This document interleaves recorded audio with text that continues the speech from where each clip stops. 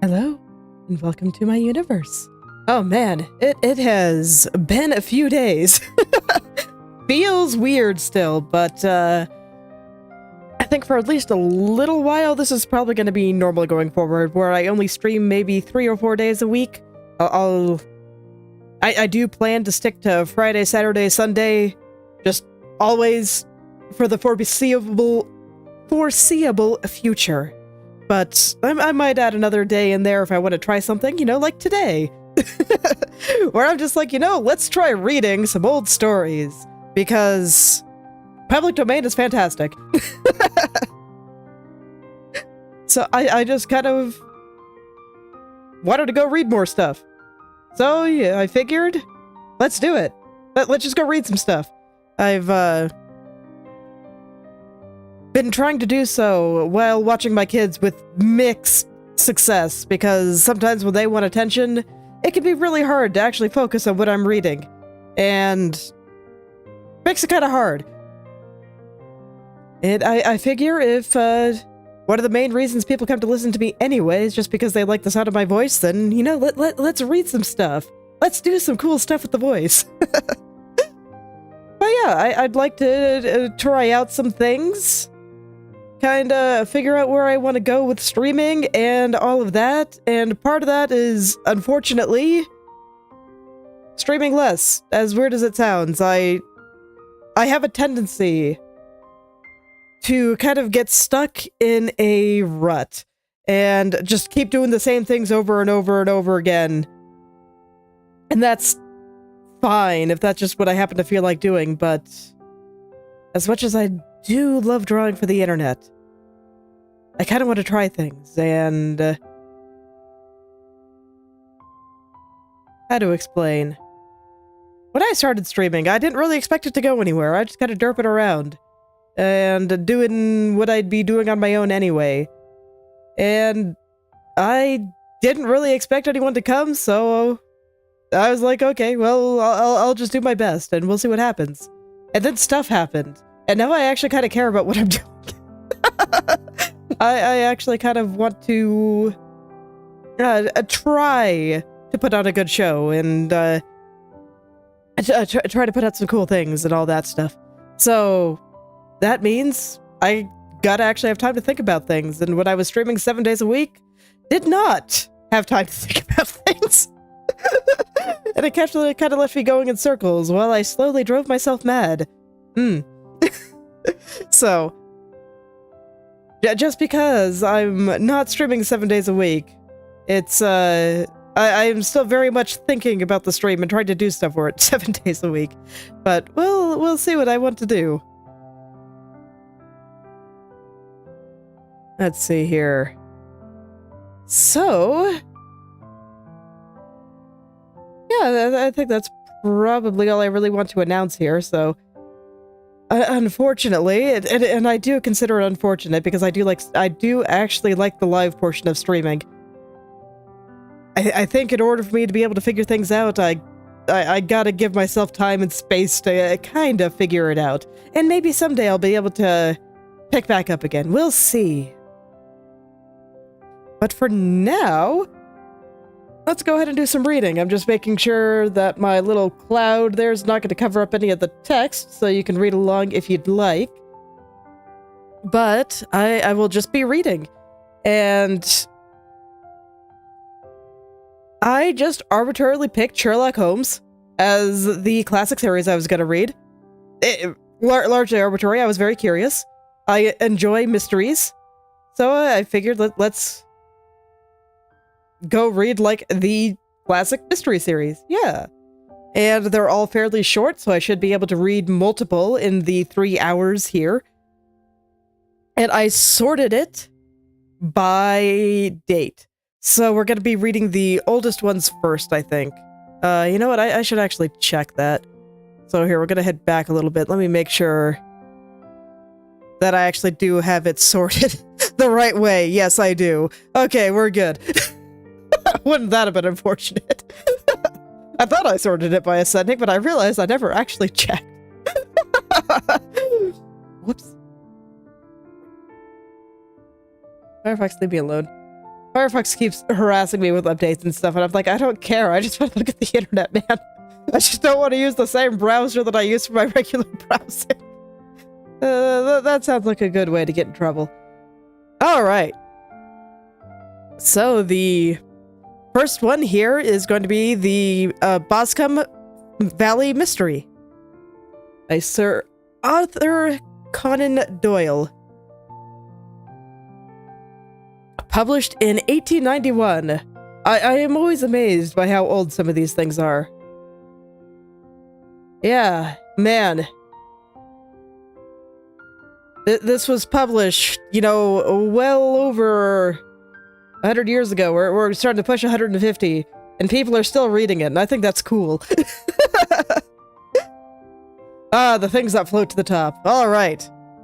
Well, let's get started with the Wacom Valley Mystery. We were seated at breakfast one morning, my wife and I, when the maid brought in a telegram. It was from Sherlock Holmes, and it ran this way. Have you a couple of days to spare?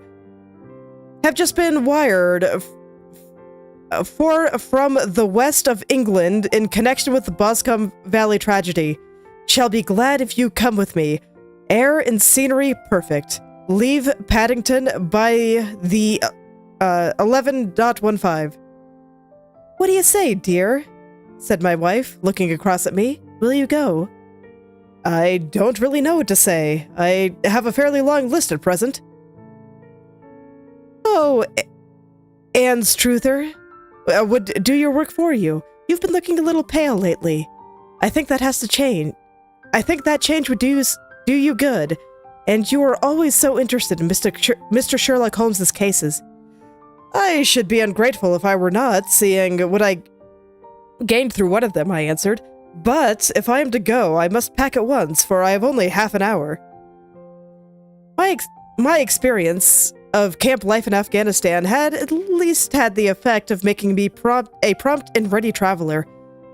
My wants were few and simple, so that less than the time I stated I was in the cab with my valise, rattling away to Paddington Station. Sherlock Holmes was pacing up and down the platform, his tall, gaunt figure made an even gaunter and taller by his long, gray traveling cloak and close-fitting cloth cap. It really is good of you to come, Watson, said he. It makes a considerable difference to me, having someone with me for whom I can thoroughly rely. Local aid is always either worthless or else biased. If you were to keep 2 corner seats, I shall get the tickets. We had the carriage to ourselves, save for an immense litter of papers which Holmes had brought with him. Among these he rummaged and read, with intervals of note-taking and meditation, until we were past the reading.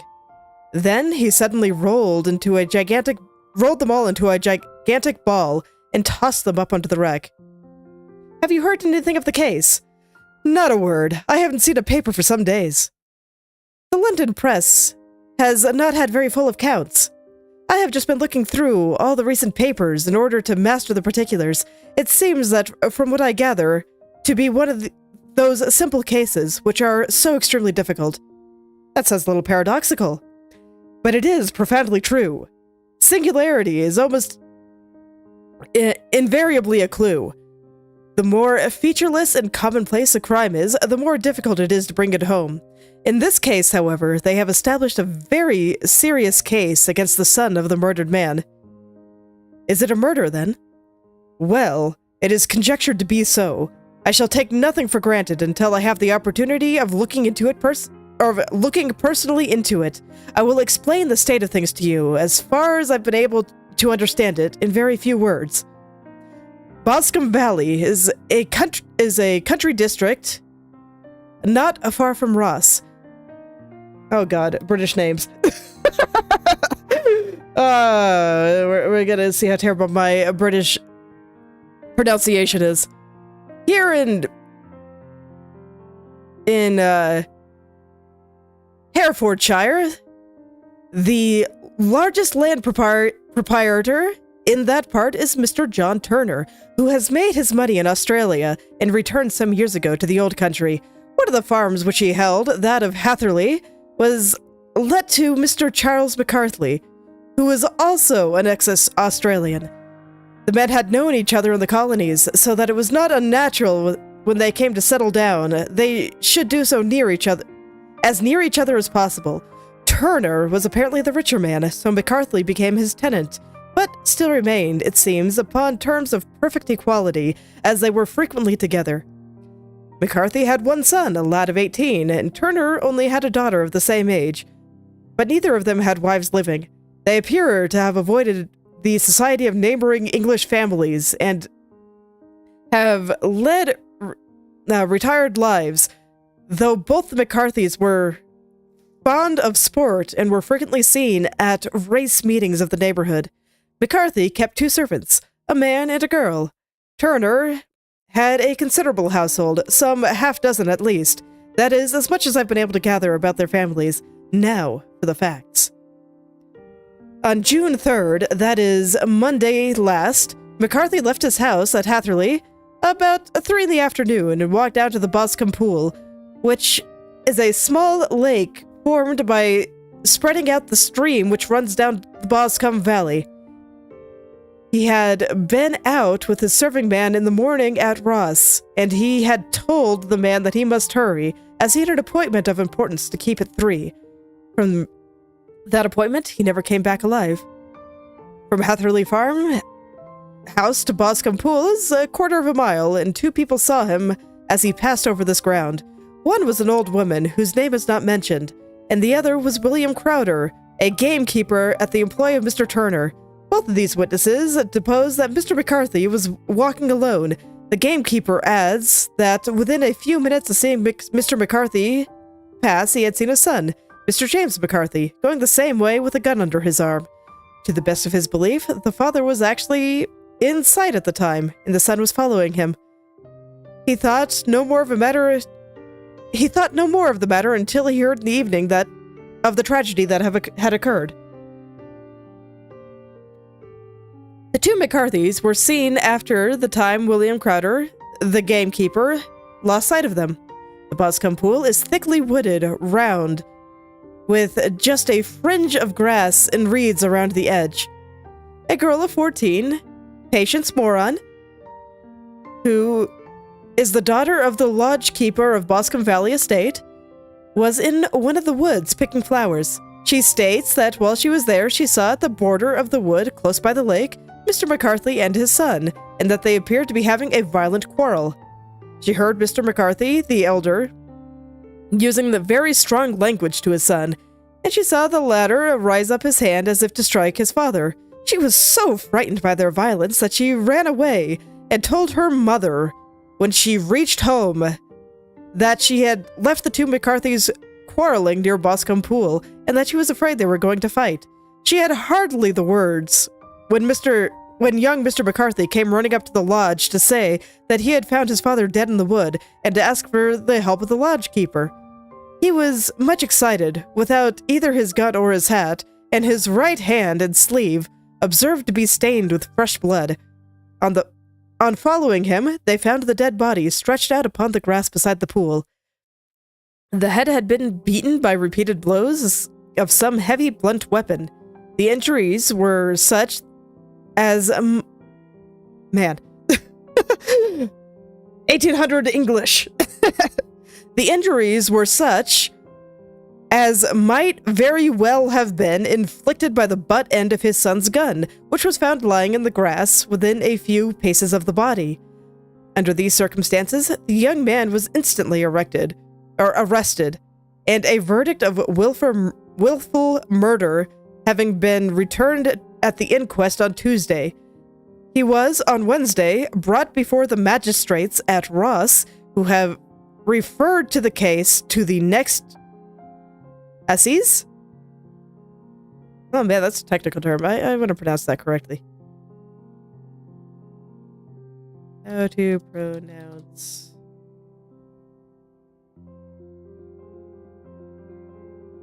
Assizes. Okay. Assizes.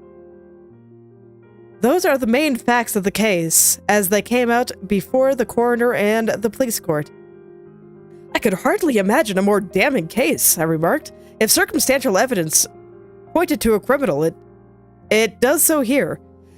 Circumstantial evidence is a very tricky thing, answered Holmes thoughtfully. It may seem to point very straight to one thing, but if you shift your own point of view a little, you may find it pointing in an equally uncompromising manner to something entirely different. And yes, I must say that this actually doesn't feel super conclusive to me, because being distressed and going up to someone to ask for help right after you killed someone feels very contradictory. It does not seem like it would do. You know, at that point, you might as well go bury the body in the lake or something. You even have a conveniently placed lake that you can probably weigh down with some rocks. It would be all very nice, and it probably wouldn't be discovered for a long time. And by then you could get out of town. It'd be beautiful. It must be confessed, however, that the case looks exceedingly grave against the young man, and it is possible that he is indeed the culprit. There are several people in the neighborhood, however, and among them Miss Turner, the daughter of the neighboring landowner, who believe in his innocence, and who have retained Lestrade, whom you may recollect in connection with the study in Scarlet, to work out the case in his interest. Lestrade, being rather puzzled, has referred the case to me, and hence, it is two middle-aged gentlemen that are flying westward at 50 miles an hour instead of quietly digesting their breakfasts at home. I'm afraid, said I, that the facts are so obvious and that you will find little credit to being gained out of this case. There's nothing more deceptive than an obvious fact, he answered, laughing.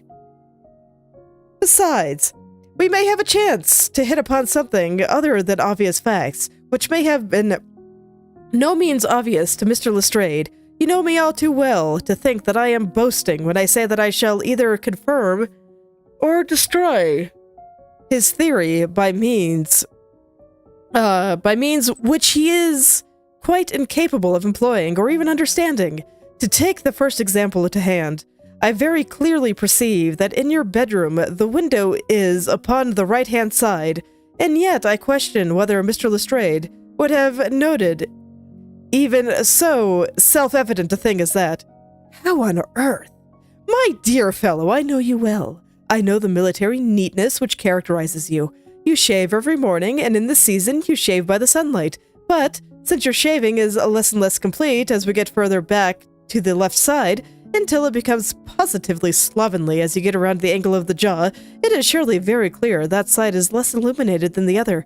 I cannot imagine a man of your habits looking at himself in equal light and being satisfied with such a result. I only quote this matter as a trivial example of observation and inference. Therein lies my métier, and it is just as possible that it may be of some service to the investigation which lies before us. There are one or two minor points which were brought out in the inquest, and which are worth considering. What are they? It appears that his arrest did not take place at once, but after the return to Hatherley Farm. On the inspector of the Constable Larry informing him that he was a prisoner, he remarked that he was not surprised to hear that, and that it was no more than his deserts. This observation had the natural effect of removing any traces of doubt which might have remained in the minds of the coroner's jury. It was a confession, I ejaculated. No, for it was followed by a protestation of innocence. Coming on top of such damning series of events, it was at least a most suspicious remark. On the contrary, said Holmes. Yeah, I mean, they did just get into a fight before this. So, it's like if he feels guilty about that, that's pretty natural. Can you imagine if the last thing you said to your dad was fighting, then going up to slap him? Wouldn't that just be depressing? On the contrary, said Holmes, it is the biggest riff in which I can present, which I can at present see in the clouds. However innocent he might be, he could not be such an absolute imbecile to not see that the circumstances were very black against him. He had already appeared surprised at his own arrest, or feigned indignation at it, I should have looked upon it as highly suspicious. But such a surprise or anger would not be natural under the circumstances, and yet it might appear to be the best policy to a scheming man. His frank acceptance of the situation marks him as either an innocent man, or else a man of considerable self-restraint and firmness. As to his remark about his desserts... That is desserts, right? There's only one S in it. Is it deserts? Okay. It was also not unnatural if you consider that he stood beside the dead body of his father, and that there was no doubt that he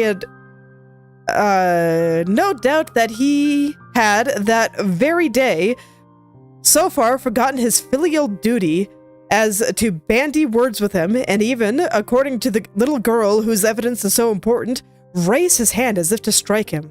The self-reproach and contrition which are displayed in his remark appear to me to be the signs of a healthy mind rather than a guilty one.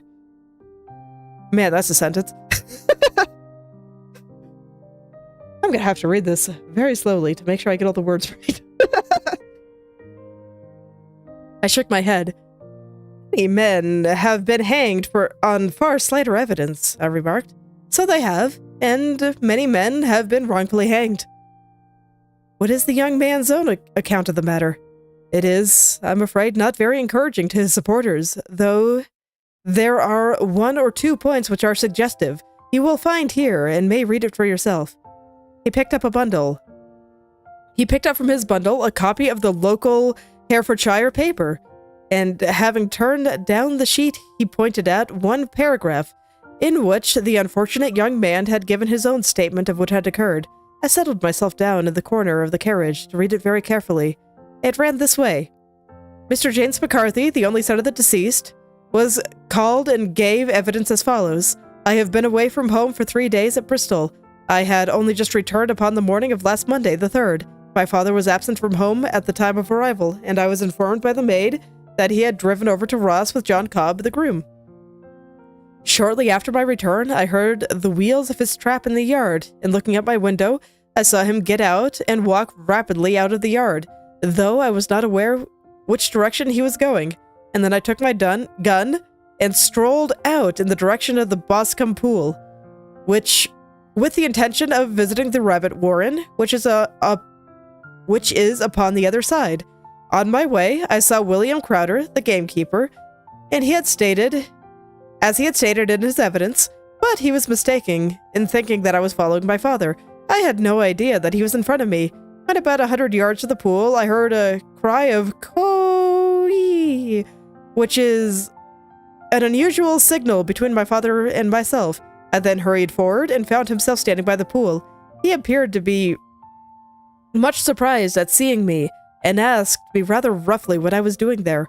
A conversation ensued, which led to high words and almost blows, for my father was a man of very violent temper.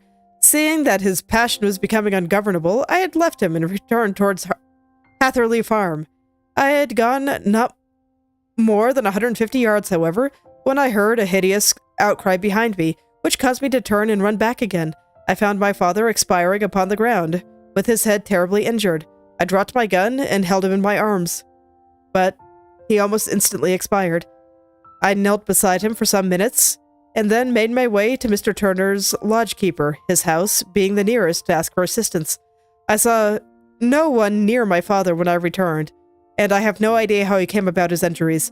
He was not a popular man, being somewhat cold and forbidding in his manners, but he had, as far as I know, no active enemies. I know nothing further of the matter. The coroner. Did your father make any statement to you before he died? Witness. He mumbled a few words, but I could only catch some allusion to a rat. The coroner. What did you understand by that? Witness. It conveyed no meaning to me. I thought he was delirious. The coroner. At which point did you and your father have this final quarrel?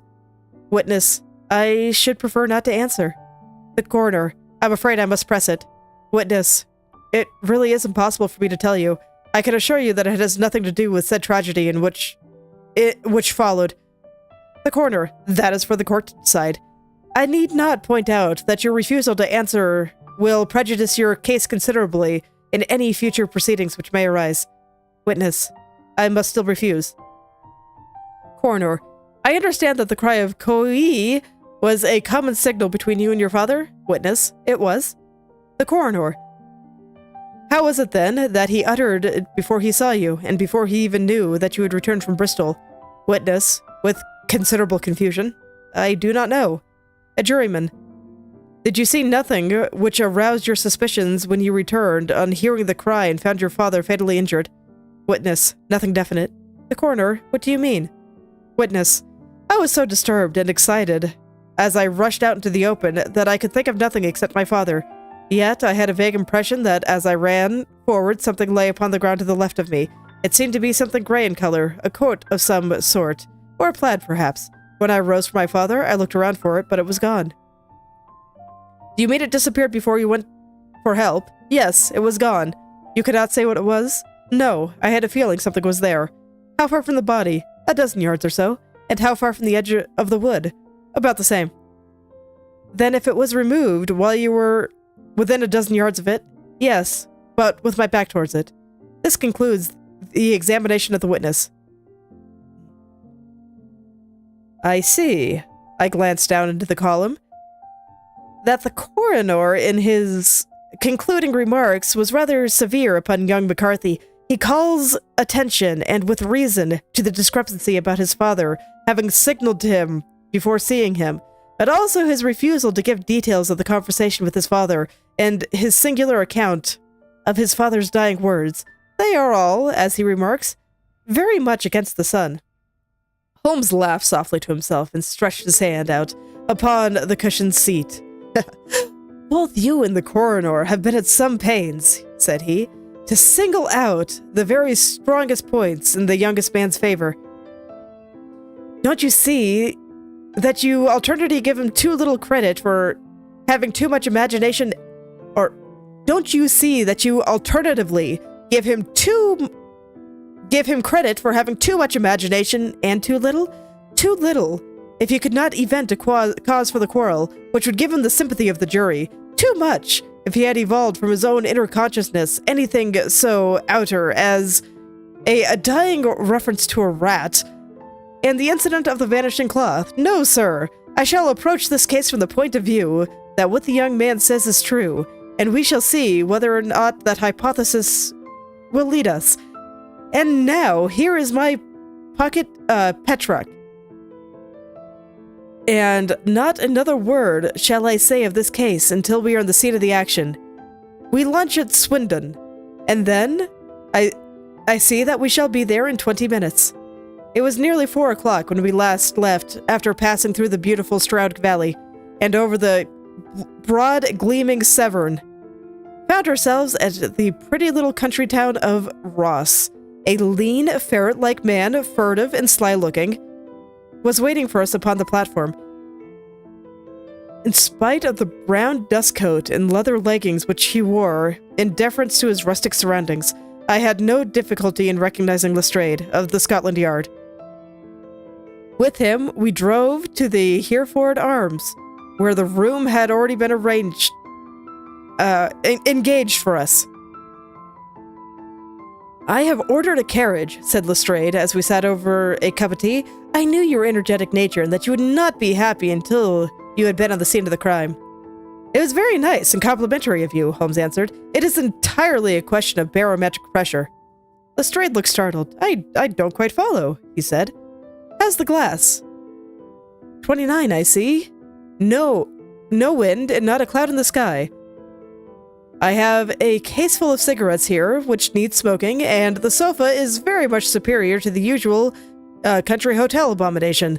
I do not think that it is probable that I shall use the carriage tonight. Lestrade laughed indulgently. You have no doubt already formed your conclusion for the newspapers, he said.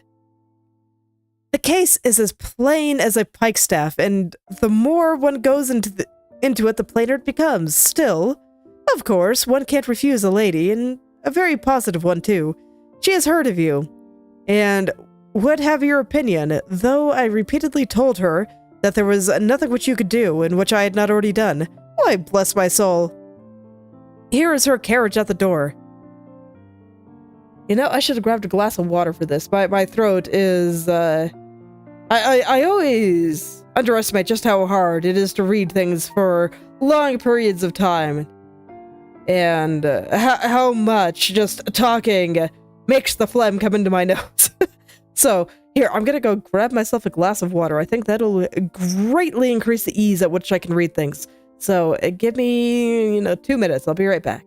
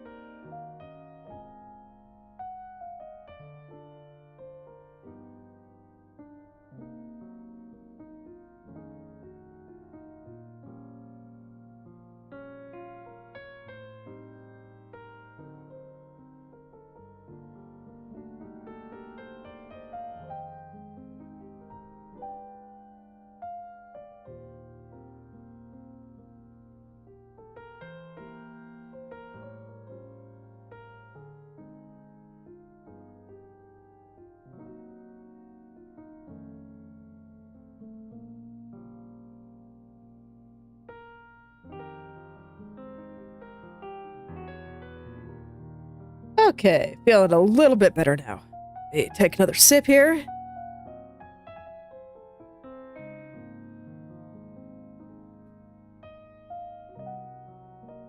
Right now, I'm wondering how I should take the comment about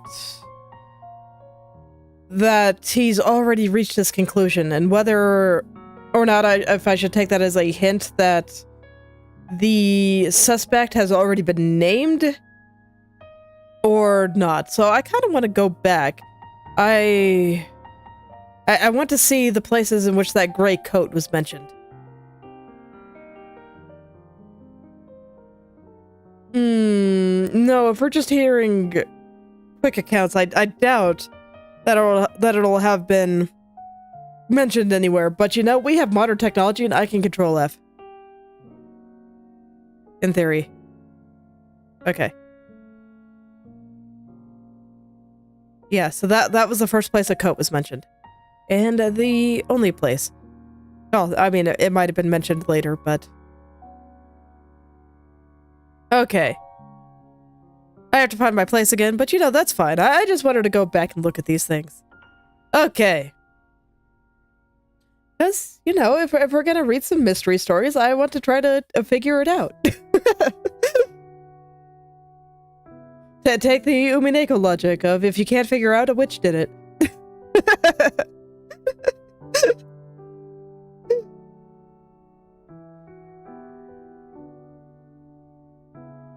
But I think that's half the fun of reading mysteries. And if I'm going to be reading books together, I want to do a little bit more than just raw audiobook here. So Let's keep reading and see what more I can glean there, but I agree. It seems highly unlikely to me that it's this person, and it's not just because it's too obvious. Pretty much everything he says is super incongruent. Holmes has pointed out a lot of the things. All right. Oh, Mr. Sherlock Holmes, she cried, glancing from one to the other of us, and finally, with a woman's quick intuition, fastening upon my companion. I am so glad that you have come. I have driven all down to tell you so. I know that James didn't do it. I know it, and I want you to start upon your work knowing it too. Never let yourself doubt that point. We have known each other since we were little children, and I know his faults as no one else does. He is too tender-hearted to hurt a fly. Such a charge is absurd to anyone who really knows him.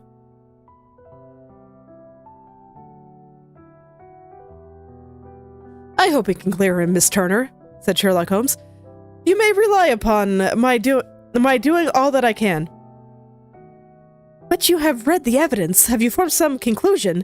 Do you not see some loophole, some flaw? Do you yourself not think that he is innocent? I think that it is very probable. There now, she cried, throwing back her head and looking defiantly at Lestrade. You hear? He gives me hopes. Lestrade shrugged his shoulders. I'm afraid that my colleague has been a little quick in forming his conclusions, he said. But he is right. Oh, I know that he is right. James never did it. And about his quarrel with his father, I am sure that the reason that he would not speak about it to the coroner was because I was concerned in it. In what way? Asked Holmes. It is no time for me to be hiding anything. James and his father had many disagreements about me. Mr. McCarthy was very anxious that there should be a marriage between us. James and I have always loved each other as brother and sister, but of course he is young and has seen very little of life and well, he naturally did not wish to do anything like that yet. So there were quarrels, and I am sure it was one of them. And this, I am sure, was one of them. And your father, asked Holmes, was he in favor of such a union? No, he was averse to it also. No one but Mr. McCarthy was in favor of it. A quick blush passed over her fresh young face as Holmes shot one of his keen, questioning glances at her. Thank you for this information, said he. May I see your father if I call tomorrow? I am afraid the doctor won't allow it. The doctor? Yes, have you not heard? Poor father has never been strong for years back, but this has broken him down completely. He is taken to his bed, and Dr. Willows says that he is a wreck and that his nervous system is shattered. Mr. McCarthy was the only man alive who had known Dad in the old days in Victoria. Ha!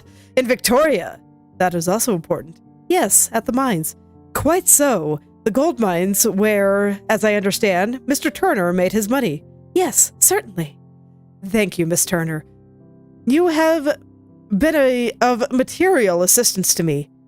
You will tell me if you have any news tomorrow. No doubt you will go to the prison to see James. Oh, if you do, Mr. Holmes, do tell him that I know him to be innocent. I will, Miss Turner. I must go now, for Dad is very ill, and he misses me if I leave him. Goodbye, and God help you with your undertaking. She hurried from the room as impulsively as she had entered, and we heard the wheels of her carriage rattle off down the street. I am ashamed of you, Holmes, said Lestrade, with dignity after a few minutes' silence. Why should you raise up hopes in which you are bound to disappoint? I am not over-tender of heart, but I call it cruel. I think that I see my way to clearing James McCarthy, said Holmes. Have you an order to see him in prison? Yes, but for you and me. Then I shall reconsider my resolution about going out. We still have time to take a train to Hereford and see him tonight? Ample. Then let us do so, Watson. I fear you might find it very slow, but I shall only be away a couple of hours. I walked down to the station with them, and then wandered through the streets of the little town, finally returning to the hotel, where I lay upon the sofa and tried to interest myself in the yellow-backed novel. The puny plot was so thin, however, when I compared it to the deep mystery for which we were groping, and found my attention wander so continually from the action to the fact that I, at last, flung it across the room and gave myself up entirely to the consideration of events of that day. Supposing that this unhappy young man's story were absolutely true, then what a hellish thing, what an absolutely unforeseen and extraordinary calamity could have occurred between the time he parted from his father and the moment when, drawn back by his screams, he rushed into the glade. It was something terrible and deadly. What could it be? Might not be the nature of the injuries reveal something to my medical instincts. I rang the bell and called for the weekly county paper, which contained a verbatim account of the inquest. In the surgeon's disposition, it was stated that the posterior third of the left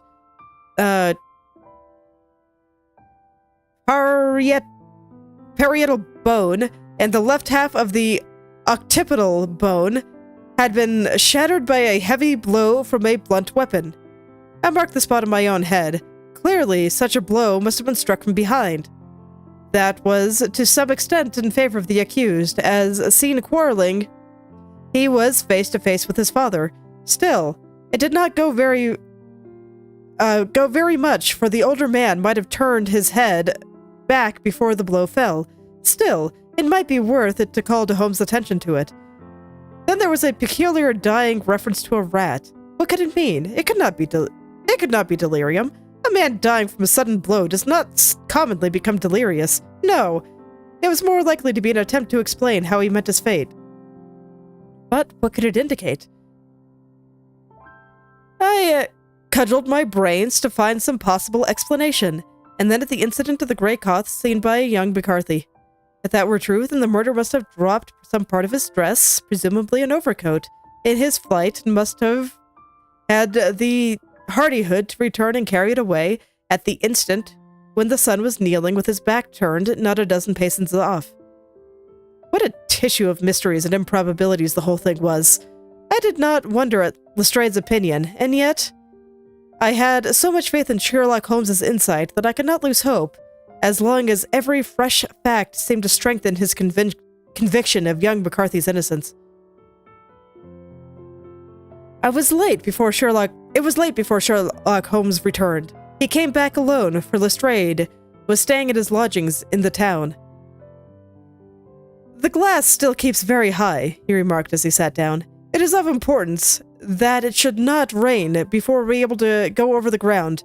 On the other hand, a man should be at his very best and keenest for such nice work as that, and I did not wish to do it when fagged by a long journey. I have seen young McCarthy." "And what did you learn from him?" "Nothing." "Could he throw no light?" "Not at all.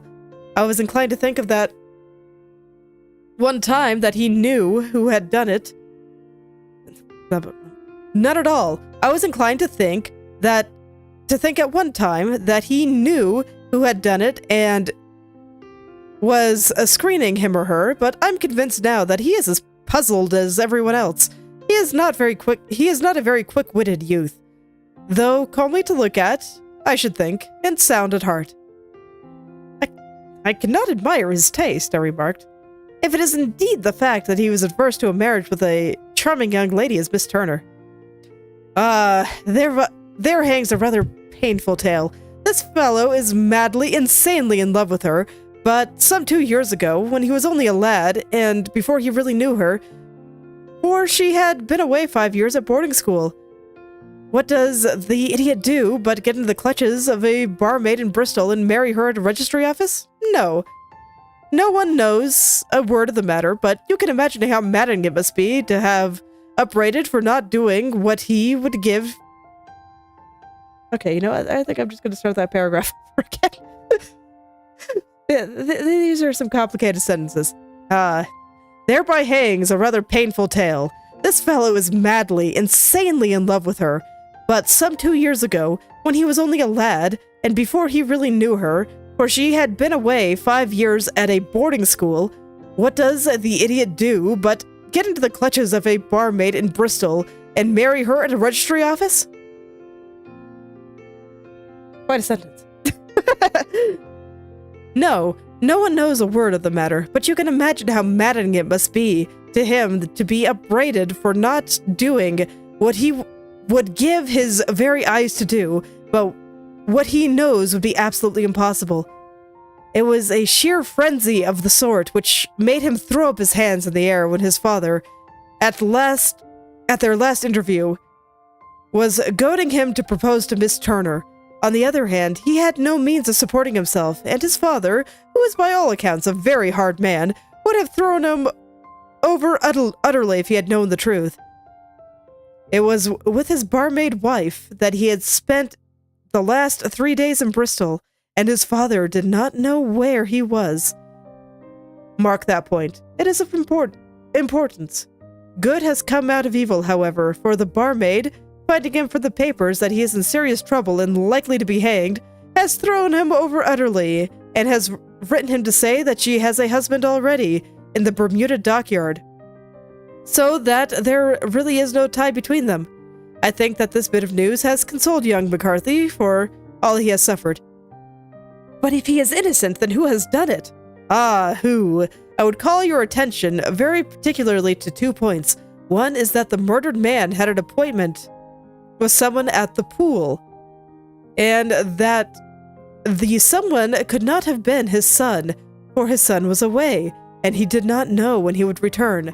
The second is that the murdered man was heard to cry, "Hooey!" before he knew that his son has returned. Those are the crucial points upon which the case depends.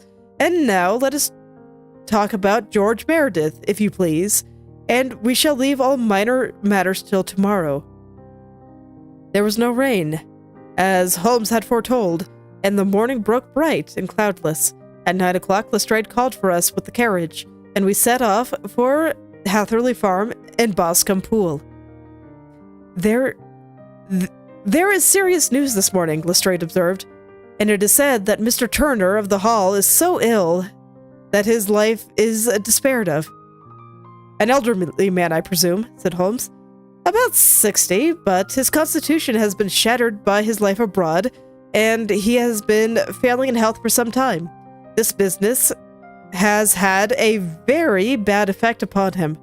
He was an old friend of McCarthy's, and, I may add, a great benefactor to him, for I have learned that he gave him Hatherley Farm rent-free.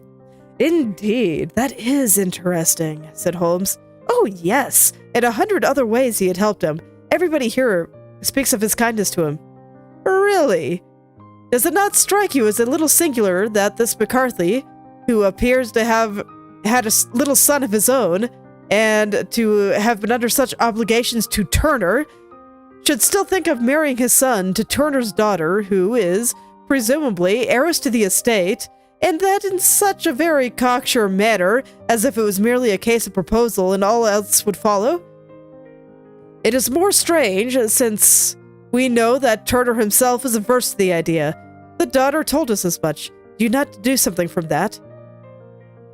We have got to the deductions and the inferences, said Lestrade, winking at me. I find it hard enough to tackle the facts, Holmes, without flying away with theories and fancies. You're right, said Holmes demurely. You do find it hard to tackle the facts. Rude. So what, are they implying that it's that dude?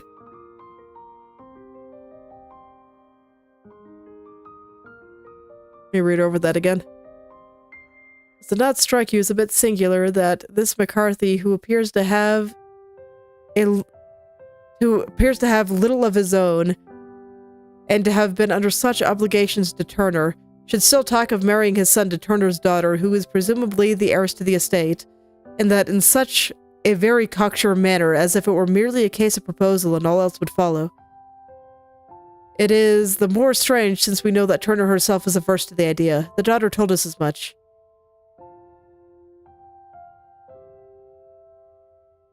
Was he in debt then? Desperate for money?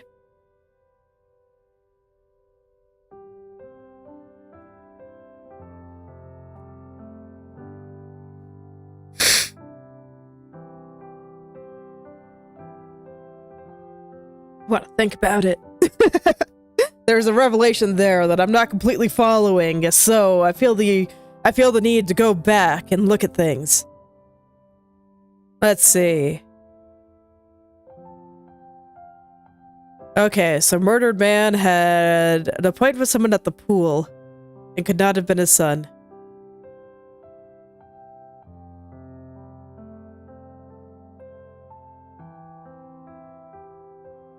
I mean, I kind of figured that earlier on it meant that he was using that with people besides his son.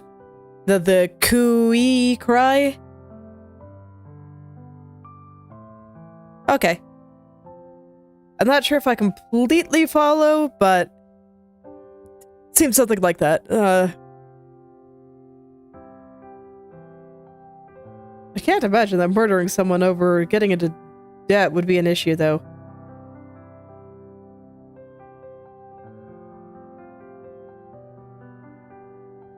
I'm also not sure if that would happen over a lady that his son had no chance with anyway. I'll think about it. I'll keep reading for now. Let's see. Yes, you do find it very hard to tackle the facts. That is such a sick burn. Anyhow, I have grasped one fact which you seem to find difficult to get a hold of, replied Lestrade with some warmth, and that is that McCarthy Sr. met his death from young McCarthy Jr., and that all theories to the contrary are the merest moonshine. Well, moonshine is a brighter thing than fog, Holmes said, laughing. But I am very much mistaken if this is not Hatherley Farm upon the left. Yes, that it is. It was widespread, comfortable-looking. It was a widespread, comfortable-looking building, 2-storied, slate roof with great yellow blotches of lichen upon the gray walls. The drawn blinds of the smokeless chimneys, however, gave it a stricken look, as though the weight of the horror still laid heavily upon it. We called at the door, when the maid, at Holmes' request, showed us the boots of which her master wore at the time of his death, and also the pair of the son's, although not the pair which he had then had. Having measured these very carefully from 7 or 8 different points, Holmes desired to be led to the courtyard, from which we all followed the winding track which led to Boscombe Pool.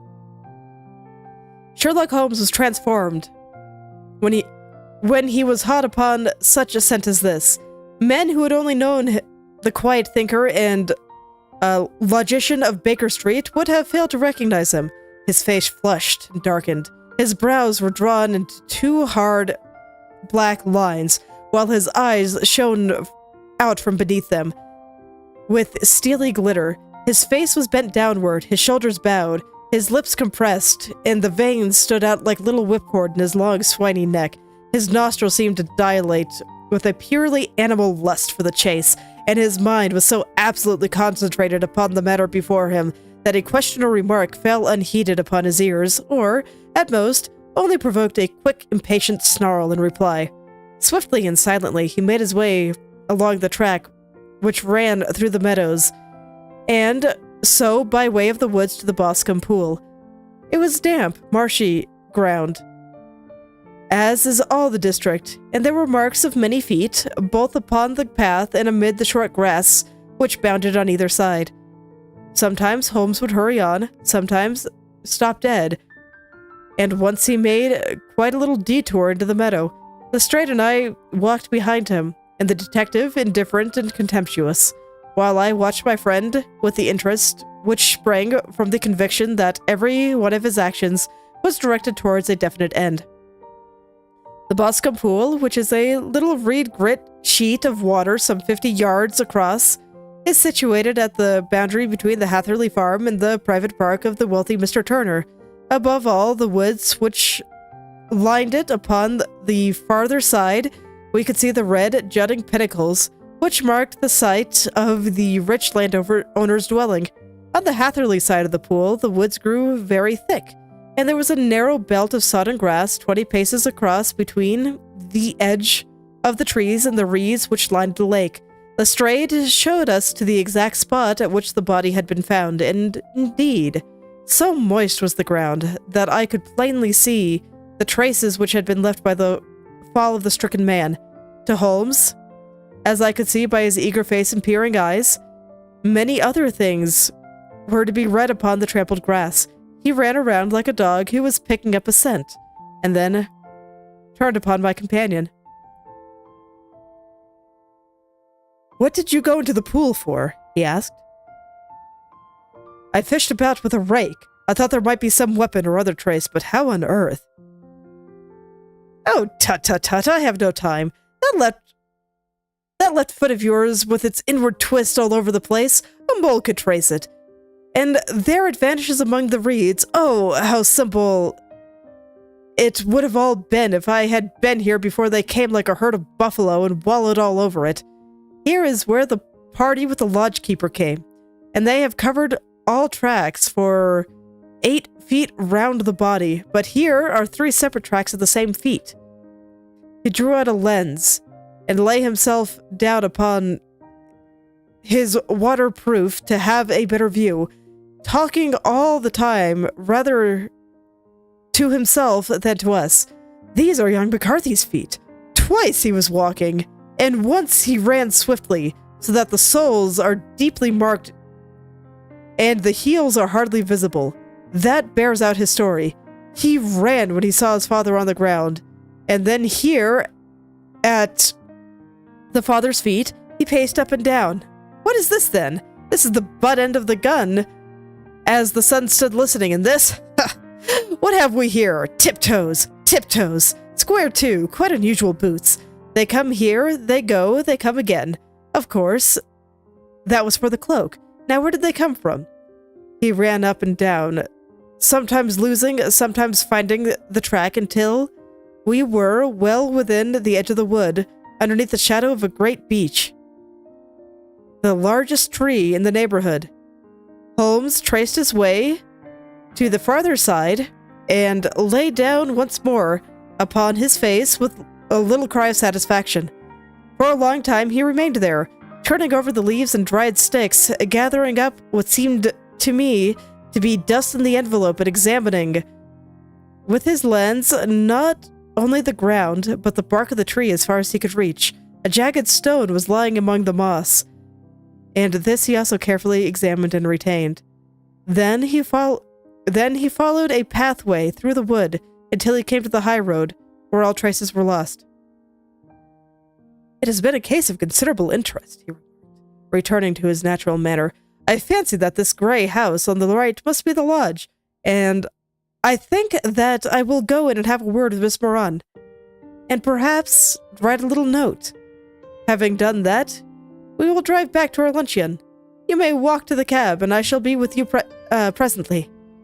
It was about 10 minutes before we regained our cab and drove back into Ross. Holmes, still carrying with him the stone which he had picked up in the wood. "This may interest you, Lestrade," he remarked, holding it out. "The murder was done with this." "I see no marks." "There are none." "How do you know, then?" "The grass was growing under it. It had only been lain there a few days. There was no sign of a place whereon it had... There was no sign of a place whence it had been taken. It corresponds to the injuries. There was no sign of any other weapon. And the murderer is a tall man, left-handed, limps with the right leg, wears thick-soled shooting boots and a gray cloak, smokes Indian cigars and uses a cigar holder, carries a blunt penknife in his pocket. There are several other indications, but this may be enough to aid us in our search." Lestrade laughed. "I'm afraid that I'm still a skeptic," he said. "Theories are all very well, but we have to deal with a hard-headed British jury." "No, Veron," answered Holmes calmly. "You work with your own method. I shall work with mine. I shall be busy this afternoon, and shall probably return to London by the evening train." "Leave your case unfinished." "No, finished." "But the mystery, it is solved." "Who is the criminal, then?" "The gentleman I described." "But who is he?"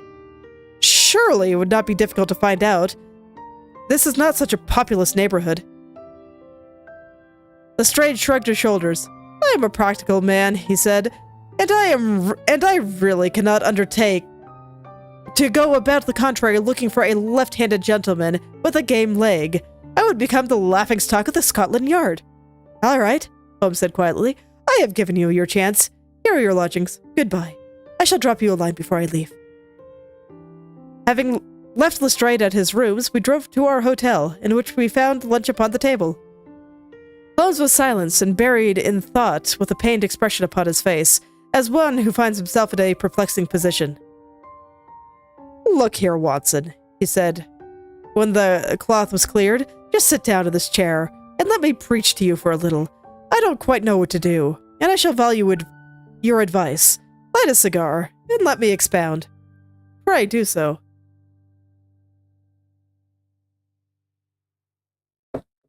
Well now, in considering this case, there are 2 points at young McCarthy's narrative which struck both of us instantly, although they impressed me in his favor and you against him. One was the fact that his father should, according to his account, cry "Coo-ee" before seeing him. The other was a singular dying reference to a rat. He mumbled several words. Now you understand. But that was all that caught the son's ear. Now, from this double point, our research must commence, and we'll begin by presuming that what the lad says is absolutely true. What of this Coo-ee, then? Well, obviously, it could not have been meant for the son. The son, as far as he knew, was in Bristol. It was mere chance that he was within earshot. The Coo-ee was meant to attract the attention of whoever it was that he had the appointment with. But Coo-ee is a distinctly Australian cry, and one which is used between Australians. There is a strong presumption that the person whom McCarthy expected to meet him at Boscombe Pool was someone who had been in Australia. Well, there's only one person that we know that fits the bill. Are they implying that his friend did it?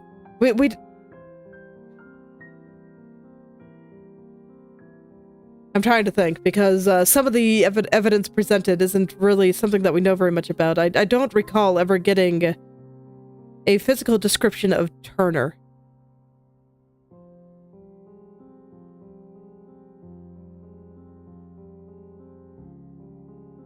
I know, well, we'll see. What of the rat, then? Sherlock Holmes took a folded piece of paper from his pocket and flattened it out on the table. This is the map of the colony of Victoria, he said. I wired it to Bristol for last night. He put his hand over part of the map. What do you read? A rat. I read. And now, he raised his hand, Ballarat. Quite so. That was the word that the man uttered, which only his son cut the last 2 syllables. He was trying to utter the name of his murderer, and so of Ballarat. It is wonderful, I exclaimed. It is obvious, and now you see that I have narrowed the field down considerably. Possession of the grey garment was the 3rd point. Granting the son's statement to be correct was a certainty. And now we have come for mere vagueness to the definite conception of an Australian from Ballarat with a grey cloak. Certainly. And one who was at home in the district, for the pool can only be approached by the farm or by the estate, where strangers could hardly wander. Quite so. Then comes our expedition of today. By an examination of the ground, I gained the trifling details of which I gave that imbecile Lestrade, as to the personality of the criminal. But how did you gain them? You know my method. It is founded upon the observation of trifles. His height. I know you must roughly judge from the length of his stride, and his boots, too, might be told from their traces. Yes, they were peculiar boots. But his lameness? The impression of his right foot was always less distinct than his left. He put less weight on it. Why? Because he limped. He was lame. But his left-handedness. You were struck yourself by the nature of the injury recorded by the surgeon at the inquest. The blow was struck immediately from behind, and yet was upon the left side. Now how can that be unless it were by a left-handed man? He had stood behind the tree during the interview between the father and son. He even had smoked there. I found the ash of a cigar, which my special knowledge of tobacco ashes enables me to produce as an Indian cigar. I have, as you know, devoted some attention to this and written a little monograph of the ashes of 140 different varieties of pipe, cigar, and cigarette tobacco. Having found the ash, I then looked around and discovered the stump among the moss where he had tossed it. It was an Indian cigar, a variety which are rolled in Rotterdam. And the cigar holder. I could see that the end had not been in his mouth, and therefore he used a holder. The tip had been cut off, not bitten off, but the cut was not a clean one, so I deduced a blunt penknife. Holmes, I said, you have drawn a net around this man from which he cannot escape, and you have saved an innocent human life, as truly as you had cut the cord which was hanging him. I see the direction all this points. The culprit is Mr. John Turner,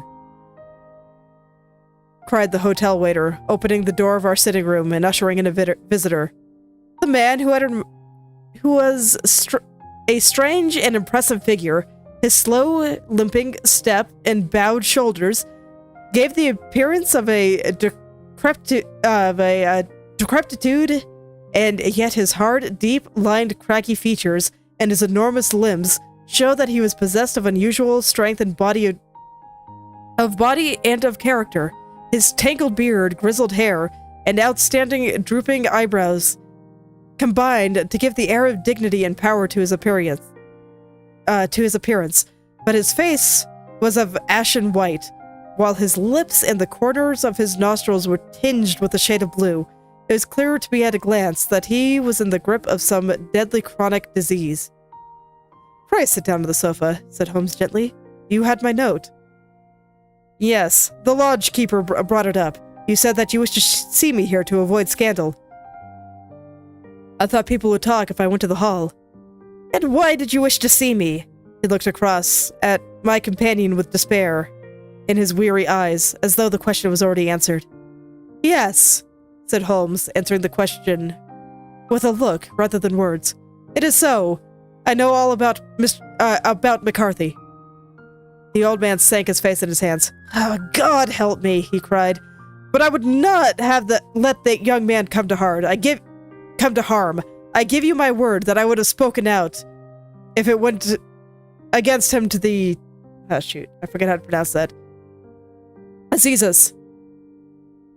"I am glad to hear you say so," said Holmes gravely. "I would have spoken now had it not been for my dear girl. It would break her heart. It will break her heart when she hears that I am arrested." "It may not come to that," said Holmes. "What?" "I am no official agent. I understand that it was your daughter who required my presence here, and I am acting in her interests. Young McCarthy must be got off, however." "I am a dying man," said old Turner. "I have had diabetes for years. My doctor says it's a question of whether I shall live a month, and yet I would rather die under my own roof than in jail." Holmes rose and sat down at the table with his pen in his hand and a bundle of papers before him. "Just tell us the truth," he said. "I shall jot down all the facts. You will sign it, and Watson here can witness it. Then I could produce your confession at the last extremity to save young McCarthy. I promise that I shall not use it unless it is absolutely needed." "It's as well," said the old man. It's a question whether I shall live to the Azizas, so it matters little to me. But I should wish to spare Alice the shock, and now I will make one thing clear to you. It has been a long time in the acting, but it will not take me long to tell. You didn't know the dead man, McCarthy. He was he was devil incarnate, I tell you that.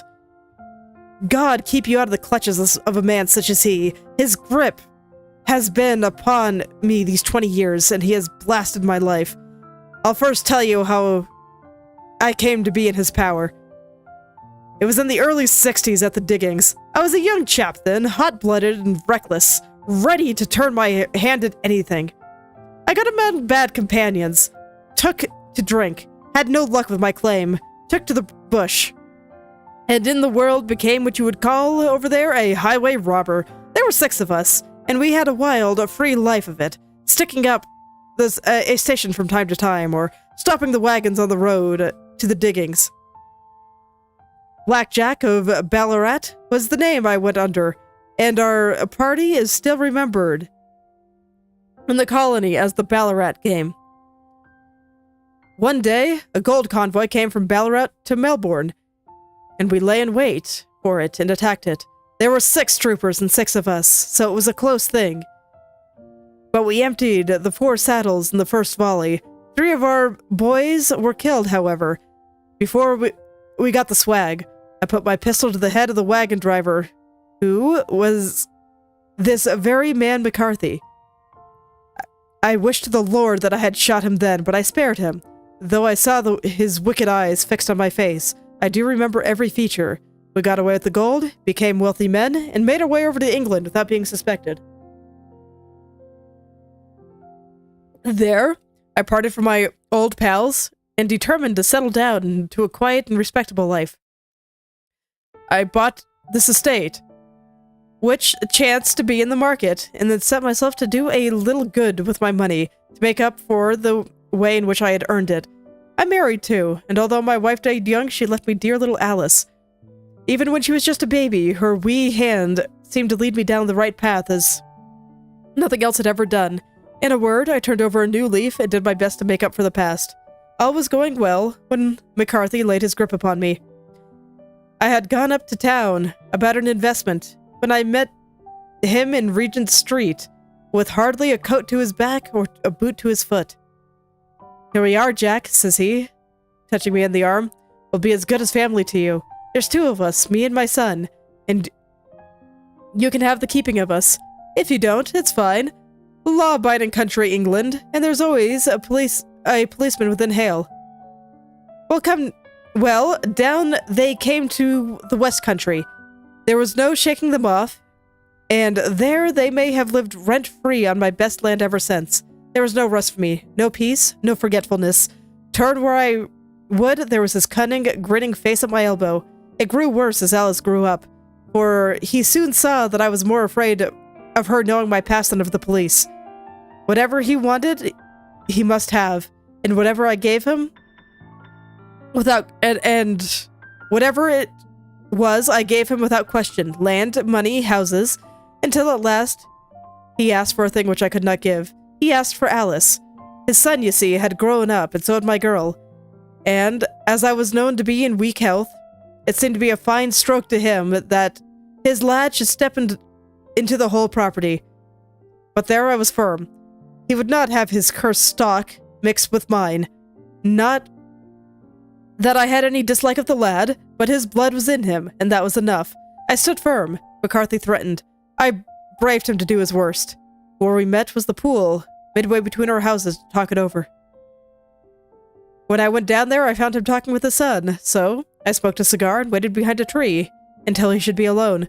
But as I listened to his talk, all that was black and bitter in me seemed to come uppermost. He was urging his son to marry my daughter with little regard for what she might think, as if she were a slut from off the streets. It drove me mad to think that I, and all that I held most dear, should be in the power of a man such as this. Could I not snap the bond? I was already a dying and desperate man. Though clear of mind and fairly strong of limb, I knew that my own fate was sealed. But my memory and my girl, both could be saved if I could silence that foul tongue. I did it, Mr. Holmes, and I would do it again. Deeply as I have sinned, I have lived a life of martyrdom to atone for it. But that my girl should be entangled in the same meshes which held me for more than I could suffer. I struck him down with no mere compunction. That if he had been some foul, venomous beast, his cry brought back his son. But I had gained the cover of wood, though I was forced to go back and fetch the coat, which I had dropped in my flight. That is the true story, gentlemen, of all that had occurred. Well, it is not for me to judge you, said Holmes as the old man signed the statement, which had been drawn out. I pray that you may never be exposed to such temptation. I pray not, sir, and what do you intend to do? In view of your health, nothing. You are aware that you will soon have to answer for the deed in the High Court than the Assizes. I will keep your confession, and if McCarthy is condemned, I shall be forced to use it. If not, it shall never be seen by mortal eye, and your secret, whether you be alive or dead, shall be safe with us. Farewell, then, said the old man solemnly. Your own deathbeds, when they come, will be easier for the thought of the peace which you have given to mine. Tottering and shaking in all his giant frame, he stumbled slowly from the room. Ah, God help us, said Holmes after a long silence. Why does fate play such tricks with poor helpless worms? I have never heard of such a case as this, as I do not think that Baxter's words and say, there, but for the grace of God, goes Sherlock Holmes. James McCarthy was acquitted at the Assizes on the strength of a number of objections, which had been drawn out by Holmes and submitted to the defending counsel. Old Turner lived for 7 months after our interview, but he is now dead. And there is every prospect that the son and daughter may come to live happily together, in ignorance of the black cloud which rushed upon their past. So yes, the implication was that it was Turner. The only Australian.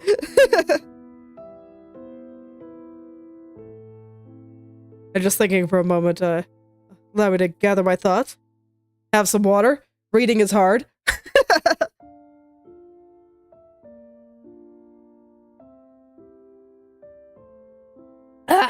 There we go. Some good water. Anyway. I'm just thinking about some of the clues there. I don't recall Turner ever being described in detail, but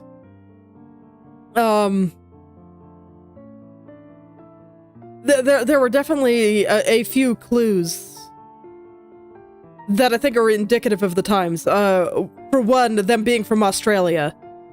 I was kind of wondering, is this trying to suggest that they are perhaps not good people? Just given what Australia was to the British. When was Australia colonized? I would have looked that up.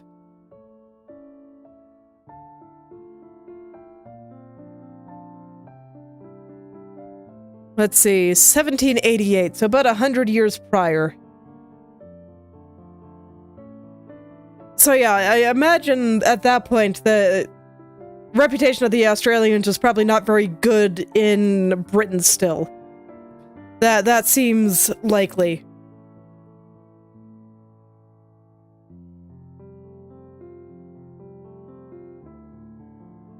I'm just trying to think about some of the other ones, so I figured that I would kind of skim through some things on some places here. I did catch that the pool was likely surrounded by the farms, and thus it was probably someone from the area, but it was unclear to me exactly who.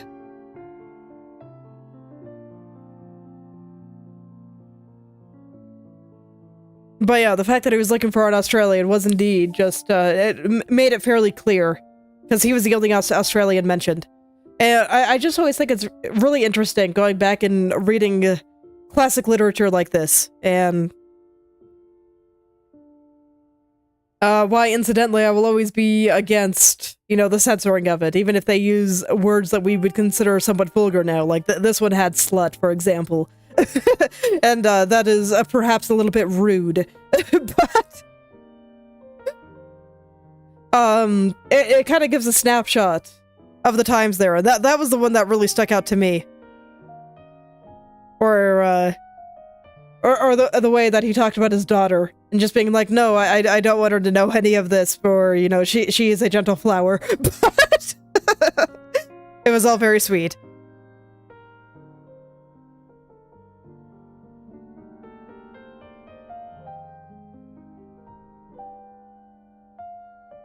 And yes, I firmly agree that from just that opening bit and the way, or even before we got to the point where the son talked, it was pretty obvious that it wasn't him, and not even in the way that obviously the story was written in a way to suggest that we were going to disprove that, but just in the sense that his actions were incongruent if it was him. Yes. So yeah, I don't know. I can see why these stories ended up becoming popular. I didn't read very much about the author, but if I ever do another reading, I think I will do so. And from my understanding, Sir Arthur Conan Doyle didn't actually want to be known for his mysteries. He found them to be a little bit silly. And he wanted to be known for some of... I'm under the impression his... was it horror? I believe he wanted to... wrote some things that was some kind... somewhat of the kind of gothic horror as well. I might go read some of those too, just out of curiosity. But yes, having read a couple now, it's... I can see why they managed to live, because it focused on more than just...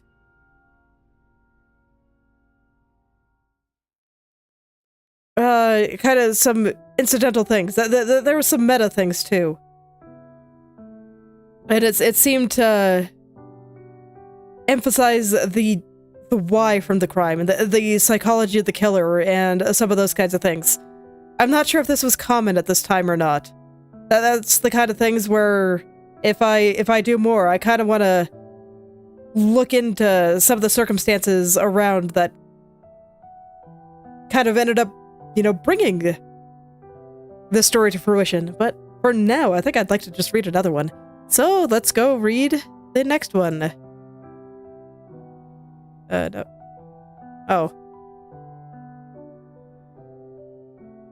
Cleared my search. Rude. All right. In that case, let's open it in a new tab.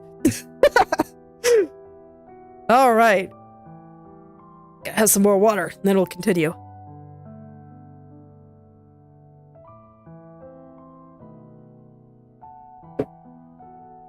All right. A Case of Identity.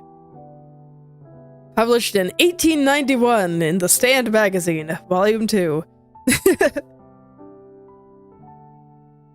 Alright, here we go. My dear fellow, said Sherlock Holmes as we sat on either side of the fire in his lodgings in Baker Street, life is infinitely stranger than anything of which the mind of a man could invent. We would dare not conceive the things which really are mere commonplaces of existence. If we could fly out that window, hand in hand, hover over this great city, gently remove the roofs and peek in on all the queer things which are going on, the strange coincidences, the plannings, the cross-purpose, the wonderful chain of events, the workings through generations, and leading the most outer of results, it would make all of fiction with its conventionalities and foreseen conclusions most stale and unprofitable. And yet, I am not convinced of it, I answered. The cases of which have come to light in the papers are, as a rule, bald enough and vulgar enough. We have our own police reports and realism pushed through its extreme limits, and yet the result is, it must be confessed, neither fascinating nor artistic. A certain selection and discretion must be used when producing a realistic effect, remarked Holmes. This is wanting in the police report, where more stress is laid, perhaps, upon the platitudes of the magistrate than the details, which, to an observer, contain the vital essence of the whole matter. Depend on it, there is nothing so unnatural as the commonplace. I smiled and shook my head. I can quite understand your thinking so, I said. Of course, in your position, of the unofficial advisor and helper to everybody who is absolutely puzzled throughout 3 continents, you are brought in contact with all that is strange and bizarre, but here, I picked up the morning paper from the ground. Let us put it to a practical test. Here is the first heading upon which I come, a husband's cruelty to his wife. There is half a column of print, but I know without reading it that it is all perfectly familiar to me. There is, of course, the other woman, the drink, the push, the blow, the bruise, and the sympathetic sister or landlady. The crudest of writers could invent nothing more crude. Indeed, your example is unfortunate. Is an unfortunate one for your argument, said Holmes, taking the paper and glancing down at it. This is the Dundas separation case, and, as it happens, I was engaged in the clearing upon some small points in connection with it. The husband was a teetotaler. There was no other woman, and the conduct complained of was that he had drifted into the habit of winding up every meal by taking out his false teeth and hurling them upon his wife, which, you will allow, is not an action likely to occur in the imagination of the average storyteller. Take a pinch of snuff, Doctor, and acknowledge that I have scored over you in your example. He held out his snuff box of all gold, with a great amethyst in the center of the lid. Its splendor was in such contrast to his homely ways and simple life that I could not help but commenting on it. Ah, said he, I forgot that I had not seen you for some weeks. It is a little souvenir from the King of Bohemia in return of my assistance in the case of the Irene Adler papers. And this ring? I asked, glancing at the remarkable brilliant which sparkled upon his finger. It was from the reigning family of Holland. Through the manner in which I served them was of such delicacy that I could not confide it to even you, who has been good enough to chronicle one or two of my little problems. And have you any on hand just now? I asked with interest. Some 10 or 12, but none which present any feature of interest. They are important, you understand, without being interesting. Indeed, I have found that it is unusually unimportant in matters that there is a field for the observation and for the quick analysis of cause and effect which gives the charm to an investigation. The larger crimes are apt to be the simpler, for the bigger the crime, the more obvious, as a rule, the motive. In these cases, save for one rather intricate matter, which has been referred to as the Marseilles, there is nothing which presents any more features of interest. It is possible, however, that I may have something better before very many minutes are over, for this is one of my clients, or I am much mistaken. He had risen from his chair and was standing between the parted blinds, gazing down to the dull, neutral-tinted streets of London. Looking over his shoulder, I saw that on pavement opposite there stood a large woman with a heavy fur boa round her neck, and a large, curling red feather in a broad-brimmed hat, which was tilted in a coquettish Duchess of Devonshire fashion over her ear. From under this great panoply, she peeped up in a nervous, hesitating fashion at our windows, while her body oscillated backwards and forwards, and her fingers fidgeted with her glove buttons. Suddenly, with a plunge, as if the swimmer who leaves the bank, she hurried across the road, and we heard the sharp clang of a bell. I have seen those symptoms before, said Holmes, throwing his cigarette into the fire. Oscillation upon the pavement always means an affaire de coeur. She would like advice, but is not sure that the matter is too delicate for communication. And yet, even here we may discriminate. When a woman has been seriously wronged by a man, she no longer oscillates, and the usual symptom is a broken bell wire. Here, we may take it that there is a love matter, but that the maiden is not so much angry as perplexed or grieved. But here she comes in person to resolve our doubts. As he spoke, there was a tap at the door, and the boy in buttons entered to announce Miss Mary Sutherland. while the lady herself loomed behind his small black figure, like a full-sailed merchantman behind a tiny pilot boat. Sherlock Holmes welcomed her with the easy courtesy for which he was remarkable, and having closed the door and bowed her in an armchair, he looked her over in the minute and yet abstracted fashion which was peculiar to him.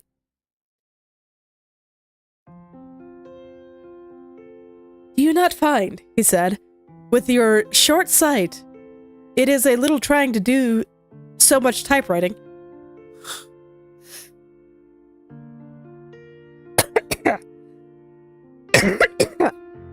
Excuse me.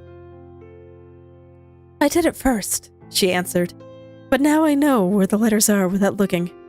Then, suddenly realizing the full purport of his words, she gave a violent start and looked up, with fear and astonishment in her broad, good-humored face. "You've heard about me, Mr. Holmes," she cried. "How else could you know all that?" "Never mind," Holmes said, laughing. "It is my business to know things. Perhaps I have trained myself to see what others overlook. If not, why would you have come to consult me?" "I came to you, sir, because I heard of you from Mr. Etheridge, whose husband you found so easily when the police and everyone else had given him up for dead. Oh, Mr. Holmes, I wish you would do as much for me. I am not rich, but I still have 100 in a year in my own right. And besides, the little that I make by the machine, and I would give it all to know what has become of Mr. Hosmer Angel." "Why did you come away to consult me in such a hurry?" said Sherlock Holmes with his fingertips together and his eyes to the ceiling. Again, a startled look came over the somewhat vacant face of Miss Mary Sutherland. "Yes, I did bang out of the house," she said, "for it made me angry to see the way in which Mr. Windibank, that is, my father, took it all. He would not go to the police, and he would not go to you, and so last, as he would do nothing, and kept on saying that there was no harm done, it made me mad, and I just went on with my things and came right away to you." "Your father," said Holmes. "Your stepfather, surely, since your name is different." "Yes, my stepfather. I call him father, though. It sounds funny, too, for he is only 5 years and 2 months older than myself." "And your mother is alive?" "Oh, yes. My mother is alive and well. I wasn't pleased, Mr. Holmes, when she married again so soon after father's death to a man who was nearly 15 years younger than herself. Father was a plumber in the Tottenham Court Road, and he left a tidy business behind him, which mother carried on with Mr. Hardy and the foreman. But when Mr. Windibank came, he made her sell the business, for he was very superior, being a traveler in fine wines. They got £4,700 for the goodwill and interest, which wasn't nearly as much as father could have got if he had been alive." I had expected to see Sherlock Holmes impatient under this rambling and inconsequential narrative, but on the contrary, he had listened with great interest and concentration of attention.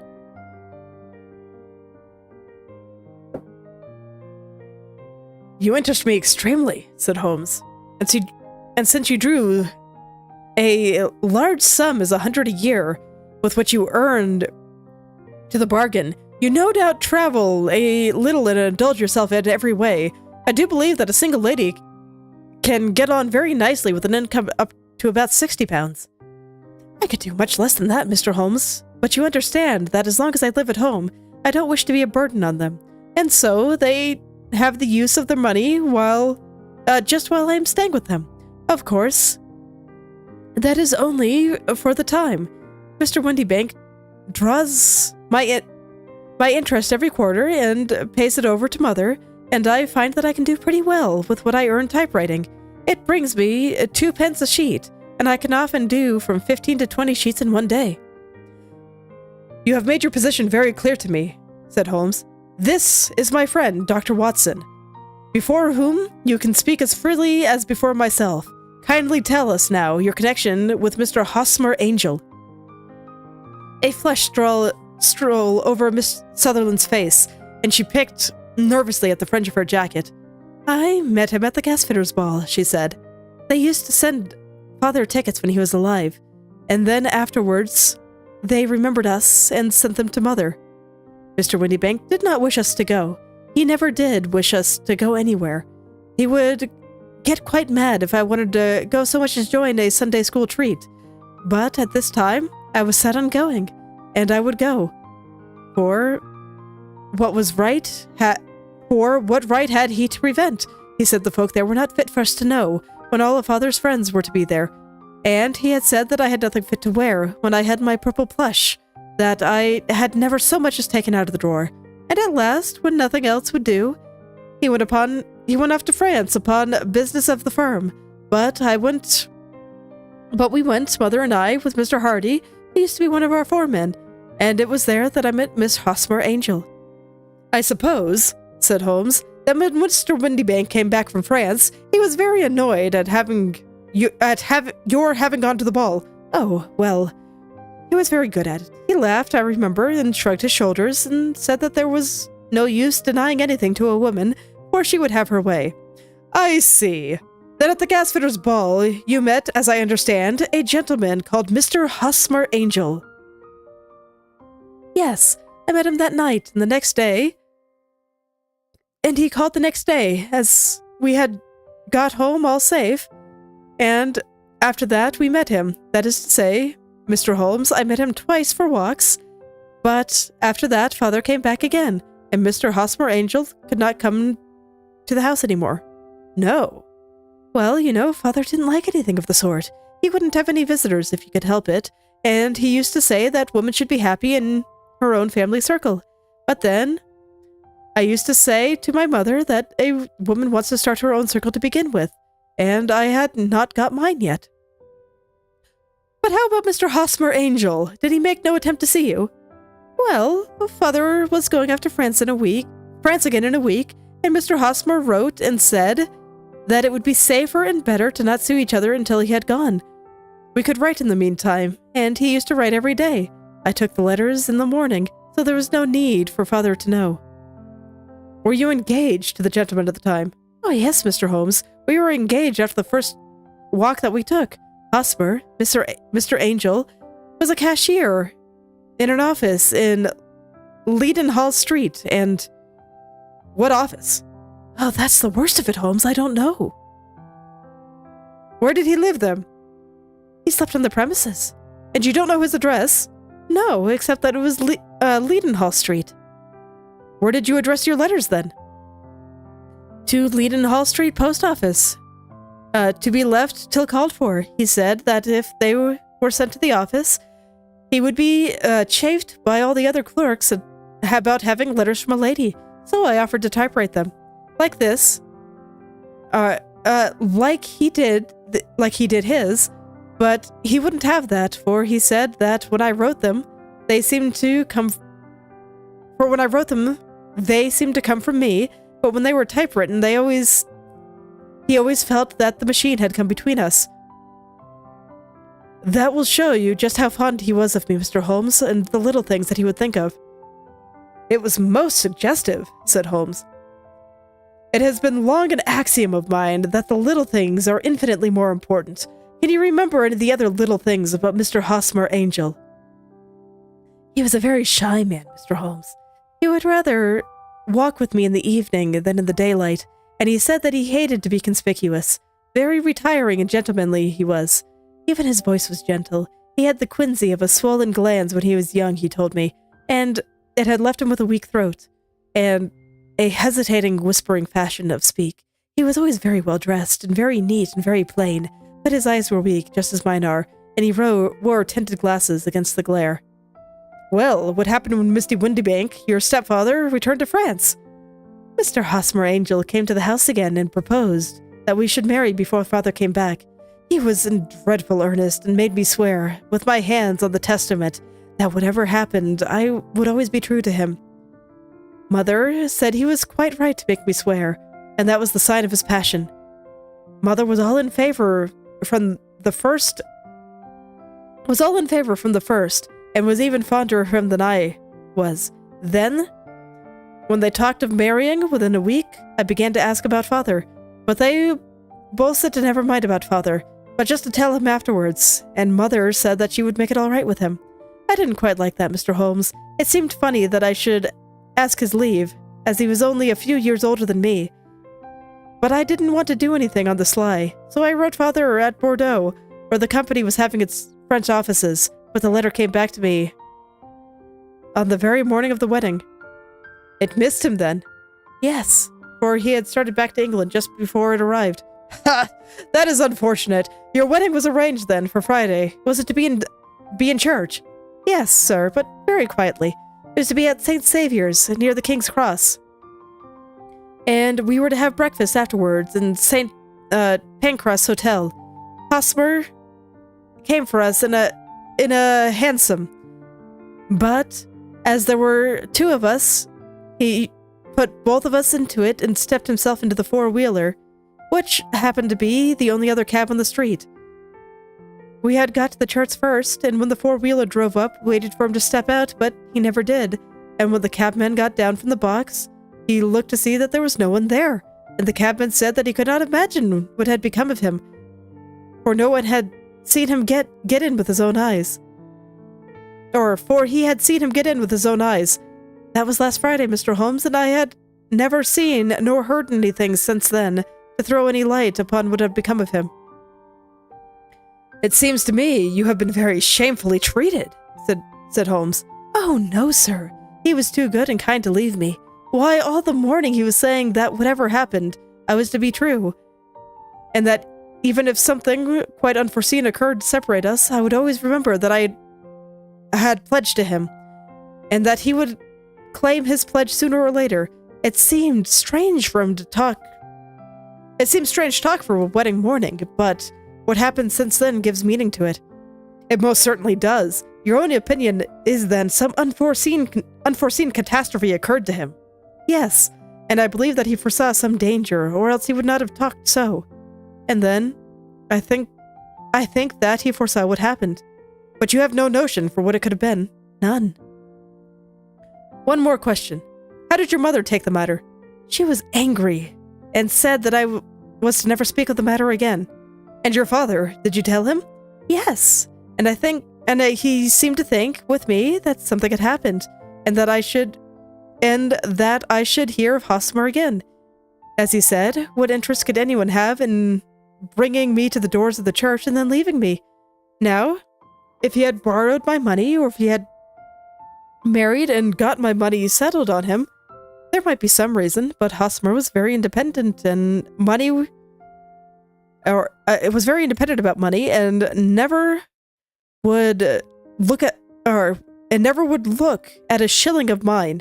And yet, what could have happened? And why could he not write? Oh, it drives me half mad to think of it, and I cannot sleep a wink at night. She pulled her little handkerchief out of her muff and began to sob heavily into it. I shall glance into the case for you, said Holmes, rising. I have no doubt that we shall reach some definite result. Let the weight of the matter rest upon me now, and do not let your mind dwell upon it further. Above all, try to let Mr. Hosmer Angel vanish from your memory, as he has done from your life.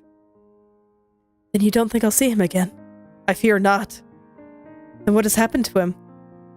You will leave that question in my hands.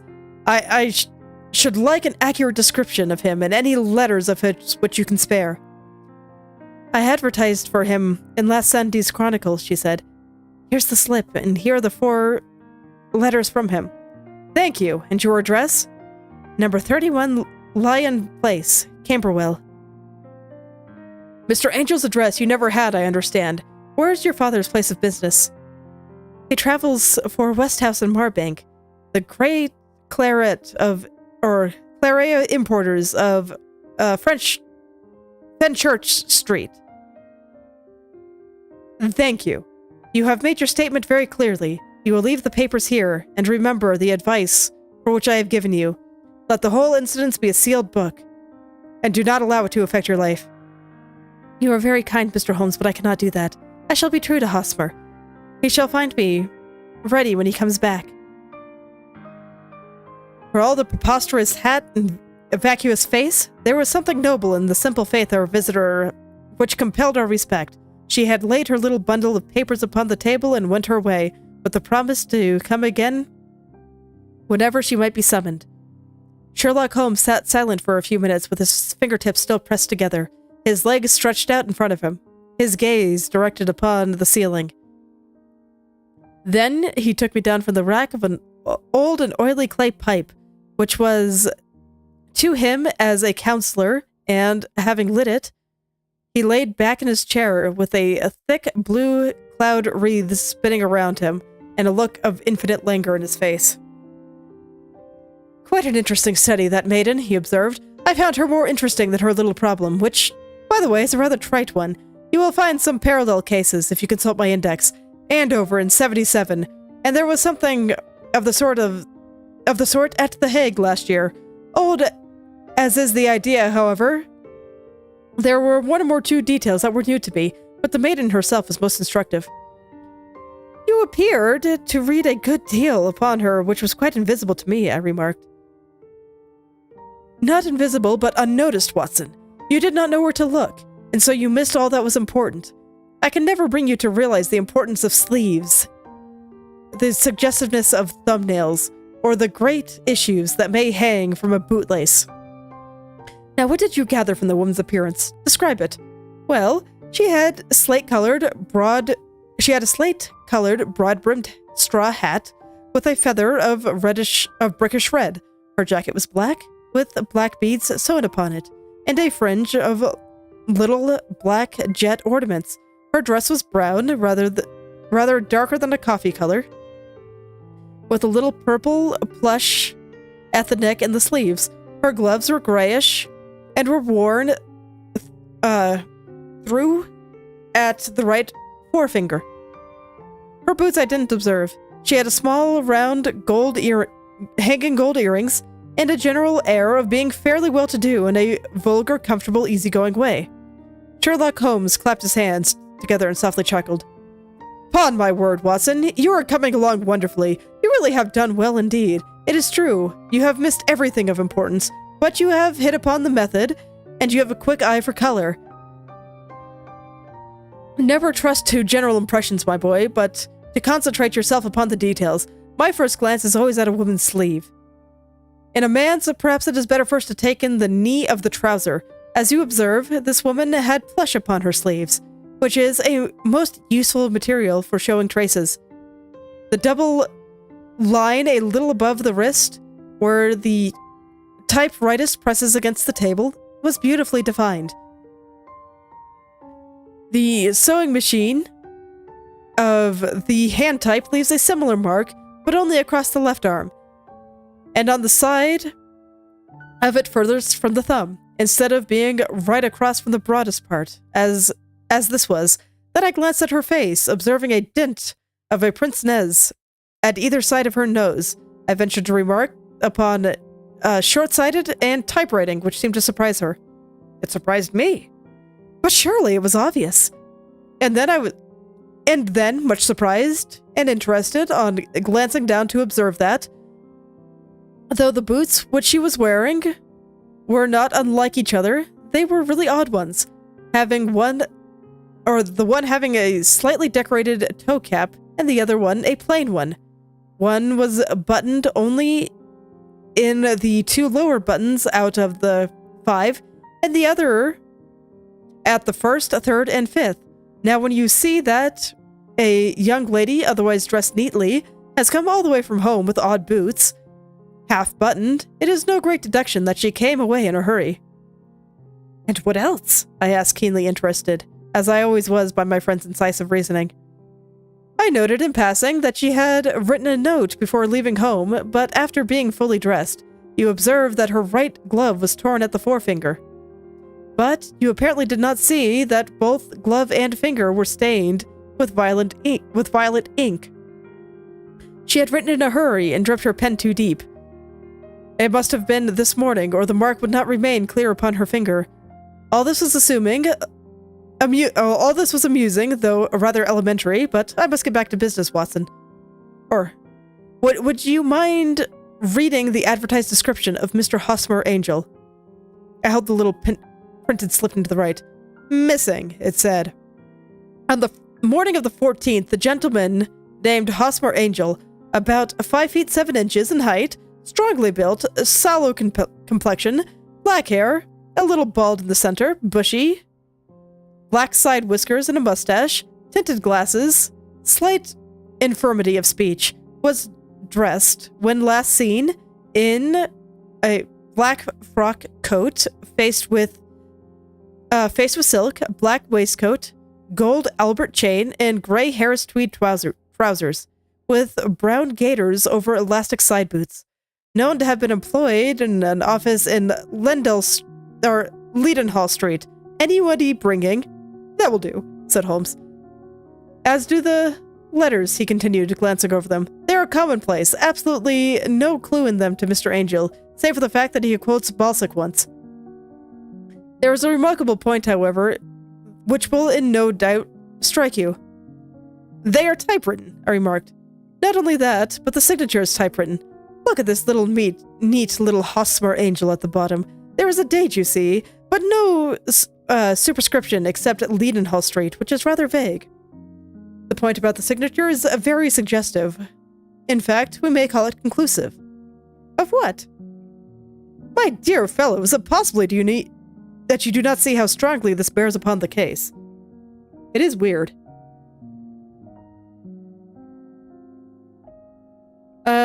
I would say that the person she was writing to is probably different from the person that she met.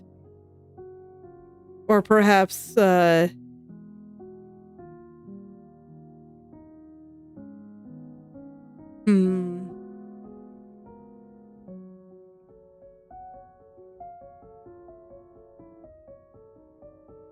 Yeah, that seems to be the most suggestive, but I don't know. That still feels a little bit weird.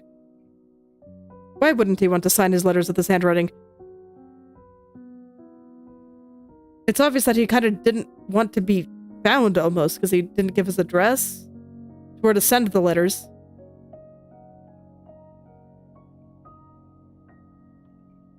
It didn't give any indication of where to find him, and yet met her. It just leads me to believe that they are different people. The person she met and the person that she was writing letters to. But didn't she meet him first and then started writing letters? So that seems strange as well.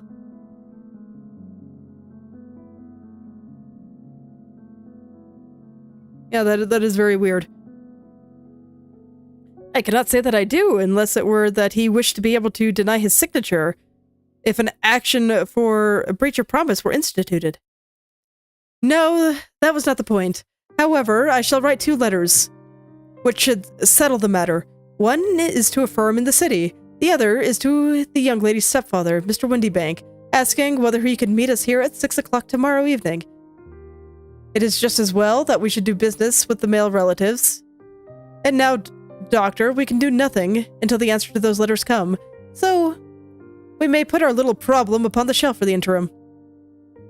I had so many reasons to believe that my friend's subtle powers of reasoning and extraordinary energy in action, that I felt that he must have some solid grounds for the assured demeanor with which he treated the singular mystery which had been called upon to fathom. Once only I had known him to fail, and in the case of the King of Bohemia, and that of the Irene Adler photograph. But when I looked back at the weird business of the sign of 4, and the extraordinary circumstances which connected with the study in scarlet, I found that it would be strange tangle indeed.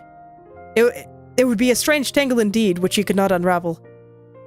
I left him then, still puffing at his black clay pipe, with the conviction that when I came again on the next evening, I would find that he held in his hands all the clues which would lead upon the identity of the disappearing bridegroom of Miss Mary Sutherland. Okay. I'm just considering what we read so far. So we have a typist.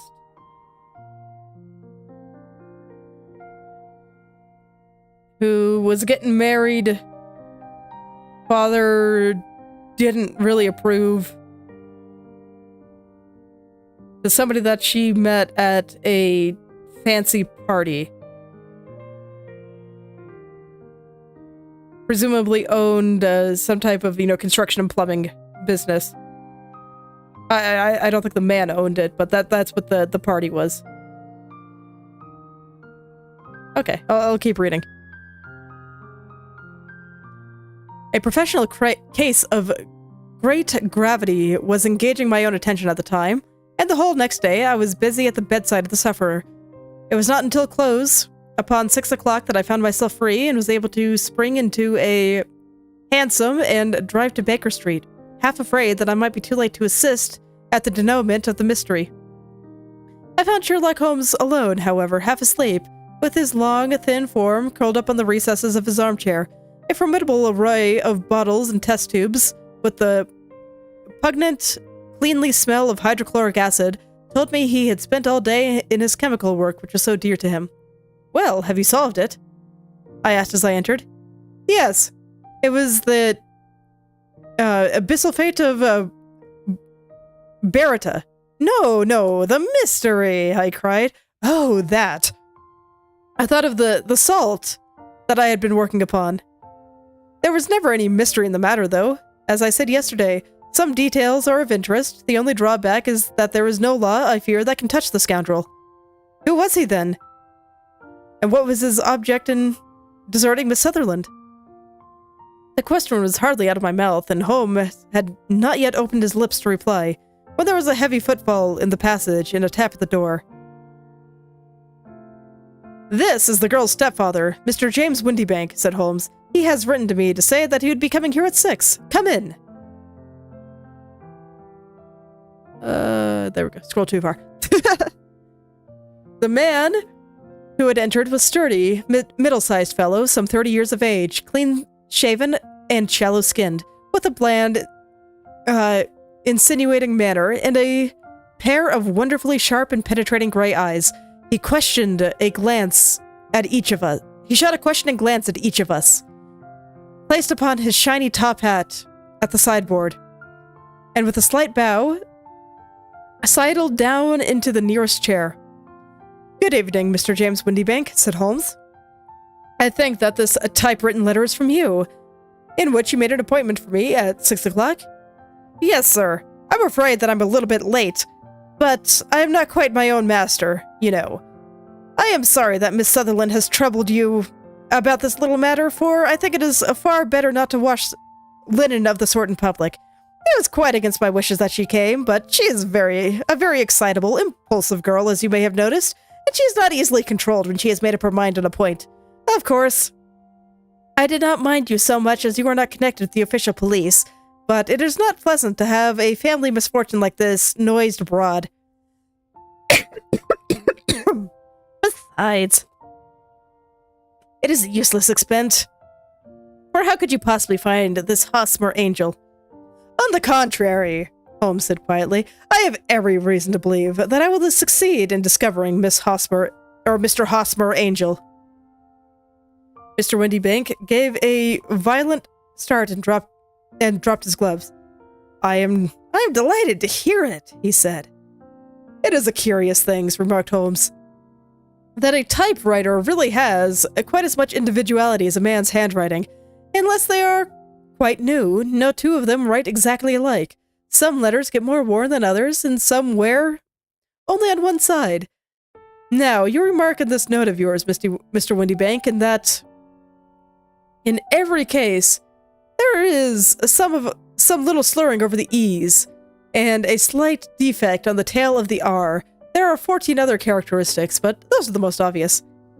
We do all of our correspondence with this machine at the office, and no doubt it is a little worn," our visitor answered, glancing cleanly at Holmes with his bright little eyes. "And now I will show you what is a really interesting study, Mr. Windybank," Holmes continued. "I think of writing another little monograph some of these days on the typewriter.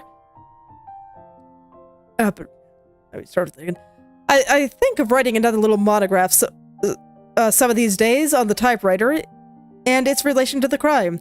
It is a subject of which I have devoted some little attention. I have here 4 letters, which purport to come from the missing man. They are all typewritten. In each case, not only are the E's slurred and the R's tailless, but you will observe, if you use my magnifying lens, that the 14 other characteristics I have alluded to are there as well. Mr. Windybank sprang out of his chair and picked up his hat. I cannot waste time over this sort of fantastic talk, Mr. Holmes, he said. If you can catch the man, catch him, and let me know when you have done it. Certainly, said Holmes, stepping over and turning the key to the door. I will let you know, then, that I have caught him. What? Where? Chatted Mr. Windybank, turning white to his lips and glancing around him like a rat in the trap. Oh no, it won't do, it really won't, Holmes said suavely. There is no possible getting out of it, Mr. Windybank. It is quite too transparent, and it was a very bad compliment when you said that it was impossible for me to solve so simple a question. That's right, sit down and let us talk us over. Our visitor collapsed into the chair, with a ghastly face and a glitter of moisture on his brow. It is not actionable, he stammered. I am very much afraid that it is not, but between ourselves, Windybank, it was as cruel and selfish and heartless to trick in a petty way as ever came before me. Now, let me just run over the course of events, and you will contradict me if I go wrong. The man sat huddled up in his chair, with his head sunk upon his breast, like one who was utterly crushed. Holmes stuck his feet upon the corner of the mantelpiece, and leaned back with his hands in his pockets and began talking, rather to himself as it seemed than to us. The man married a woman very much older than himself for the money, said he, and he enjoyed the use of the money of the daughter as long as she lived with them. It was a considerable sum for people in their position, and the loss of it would have made a serious difference. It was worth an effort to preserve it. The daughter was of good, amiable position, but affectionate and warm-hearted in her ways, so that it was evidence with her fair personal advantages and her little income that she would not be allowed to remain single long. Now her marriage would mean, of course, the loss of 100 a year. So what does the stepfather do to prevent it? He takes the obvious course of keeping her at home and forbidding her to seek the company of people her own age. But as soon as he found that that would not answer forever, she became restive, insisted upon her rights, and finally announced her position, or her positive intention of going to a certain ball. What does her clever stepfather do then? He conceives an idea more credible to his head than to his heart. With the connivance and assistance of his wife, he disguised himself, covered those keen eyes with tinted glasses, masked the face with a mustache and a pair of bushy whiskers, and sunk that clear voice into an insinuating whisper. And doubly secure on the account of the girl's short sight, he appears as Mr. Hosmer Angel, and keeps the other lovers at bay by making love himself. It was only a joke at first, groaned our visitor. We never thought you would have gotten so carried away. Very likely not. However that may be, the young lady was decidedly carried away, and having quite made up her mind that her stepfather was in France, the suspicion of treachery never for an instant entered her mind. She was flattered by the gentleman's attention, and the effect was increased by the loudly expressed admiration of her mother. Then Mr. Angel began to call, for it was obvious that the matter should be pushed as far as it would go if the real effect were to be produced. There were meetings and engagement, which would finally secure the girl's affections from turning towards anyone else, but the deception could not be kept up forever. These pretended journeys to France were rather cumbrous, and the thing to do was to clearly bring the business to an end in such a dramatic manner that it would leave a permanent impression upon the lady's mind and prevent her from looking upon any other suitor for some time to come. Hence those vows of fidelity exacted upon a testament, and hence the allusions to the possibility of something happening the very morning of the wedding. James Windybank wished Miss Sutherland to be bound to Mr. Hosmer Angel, and so uncertain as to his fate, that for 10 years to come, at any rate, she would not listen to another man. As far as the church door he brought her, and then, as far as he could go no further, he conveniently vanished by way of the old trick of stepping in at one door of a four-wheeler and out the other. I think that was the change of events, Mr. Windybank. Our visitor had recovered something of his assurance while Mr. Holmes had been talking, and rose from the chair, a cold sneer upon his pale face. "It may be so, or it may not, Mr. Holmes," he said. "But you are very sharp. You ought to be sharp enough to know that it is you who is breaking the law now, and not me. I have done nothing actionable from the first, but as long as you keep that door locked, you lay yourself open to an action of assault and illegal constraint. The law cannot, as you say, touch you," said Mr. Holmes, unlocking and throwing open the door. "Yet, there was never a man who deserved punishment more. If by the young lady has a brother or a friend, he ought to lay a whip across your shoulders. By Jove," he continued, flushing up at the sight of the bitter sneer upon the man's face. "It is not part of my duties to my client, but here's a hunting crop handy, and I think I shall trip myself too." He took 2 swift steps to the whip, but before he could grasp it, there was a wild clatter of steps upon the stairs, and the heavy door banged open from the window, and he could see Mr. James Windybank running at top speed down the road. "There's a cold-blooded scoundrel," said Holmes, laughing as he threw himself down into his chair once more. "That fellow will rise from crime to crime until he does something very bad and ends up on the gallows. The case has, in some respects, not been entirely devoid of interest. I cannot now entirely see all the steps of your reasoning," I remarked.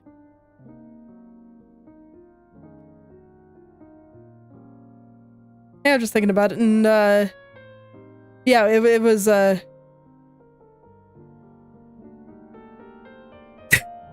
I suppose somewhat clearer. Maybe I was misremembering that they had met beforehand. But yes, that was, a pretty clear effect of the signature. That, she would recognize it more or less. Well, of course, it was obvious from the first time that Mr. Hosmer Angel must have some strong object for his curious conduct, and it was equally clear that the only man who really profited from the incident, as far as we could see, was the stepfather. Then the fact that the two men were never together, but that the one always appeared when the other was away, was suggestive. So were the tinted spectacles, the curious voice, and both hinted at a disguise, as did the bushy whiskers. My suspicions were all but confirmed by his peculiar action in typewriting his signature, which of course inferred that his handwriting was so familiar to her that she would recognize even the smallest sample of it. You see, all of these isolated facts, together with many minor ones, all pointed in the same direction. And how did you verify them? Having once spotted my man, it was easy to get corroboration. I knew that the firm for which this man worked, having taken the printed description, I eliminated everything from it which could be a result of the disguise. The whiskers, the glasses, the voice, and I sent it to the firm, with a request that they would inform me whether or not it answered the description of any of their travelers. I had already noticed the peculiarities of the typewriter, and I wrote to the man himself, at his business address, asking if he would come here. As I expected, his reply was typewritten and revealed by the same trivial characteristic defects. The same post brought me a letter from Westhouse and Marbank of Fenchurch Street to say that is the description had tallied in every respect with that of their employee, James Windybank, Viola, Toe, and Miss Sutherland. If I tell her, she will not believe me. You remember the old Persian saying, there is a danger for him who taketh the tiger cub, and a danger also for whoso snatches delusion from a woman. There is much sense in Hafiz as in Horace, and as much knowledge of the world.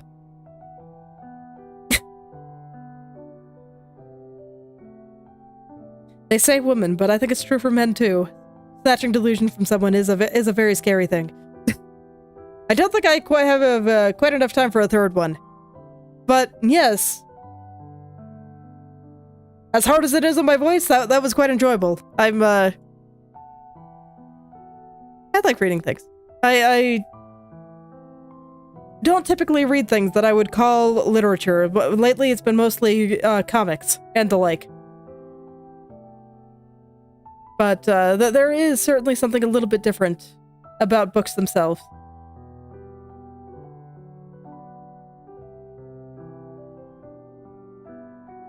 Well, I think I'd like to do this again sometimes. I'll have to figure out what I can do to keep my voice in better shape. Because, man, that was actually pretty hard on it. But, yeah, I do think that interacting with things like this gives us a neat little window into the past and how people thought.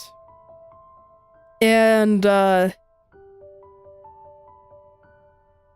little bit about the world. That there are a few things that I probably would not have picked up, as I did not know the structure of a carriage, for example.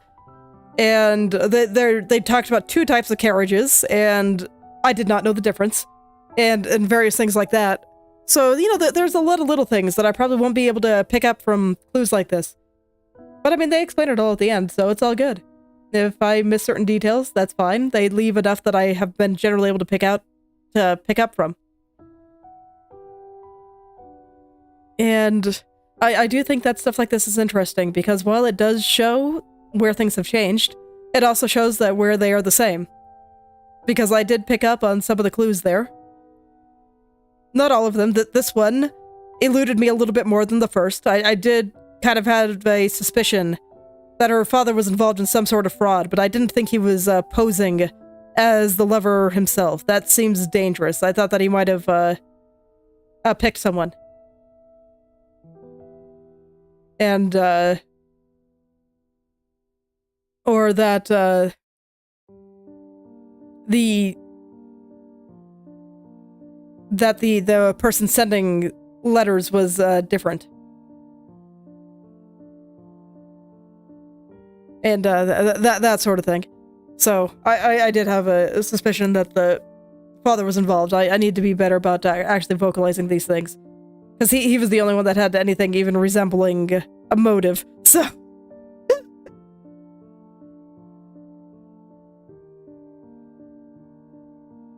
But it does seem like they although short, they are a lot shorter than I expected. When I pictured, you know, mystery novels, I always figured that they'd be much longer.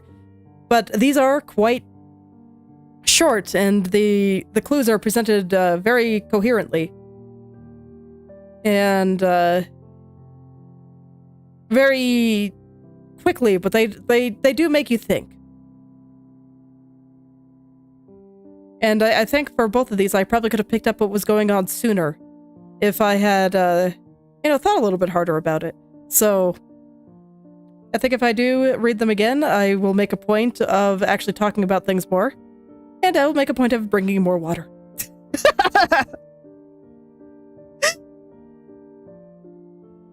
I'm honestly surprised, because it's like, when I'm doing art streams, I'm still talking the entire time, but there is just something about reading that dries out my mouth, something fierce. Or maybe I'm just unpracticed after skipping 3 days, but no, I wouldn't think so, because I never felt this when doing art streams, even after taking a couple of days off due to being sick. So no, there is something about reading. Fascinating. I wonder if that's a documented phenomenon, and now I'm curious. You know what? We've got like 30 minutes. Let's look. Does reading out loud dry your mouth out more than talking? Why does reading out loud make my throat hurt, but talking a lot doesn't? Do you read out loud in the same tone of volume that you have been talking in forever? Yeah. No, I suppose I haven't. So at the very least, it is a documented phenomenon. Does reading out loud make your voice tired? Voiceover for dry mouth, causes and remedies.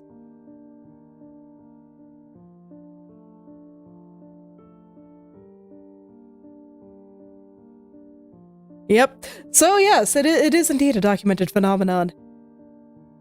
I wouldn't have expected it to be quite so strong, given I do talk slightly differently when I'm streaming, but I guess I talk even more differently when I'm reading. Fascinating. The little things, man.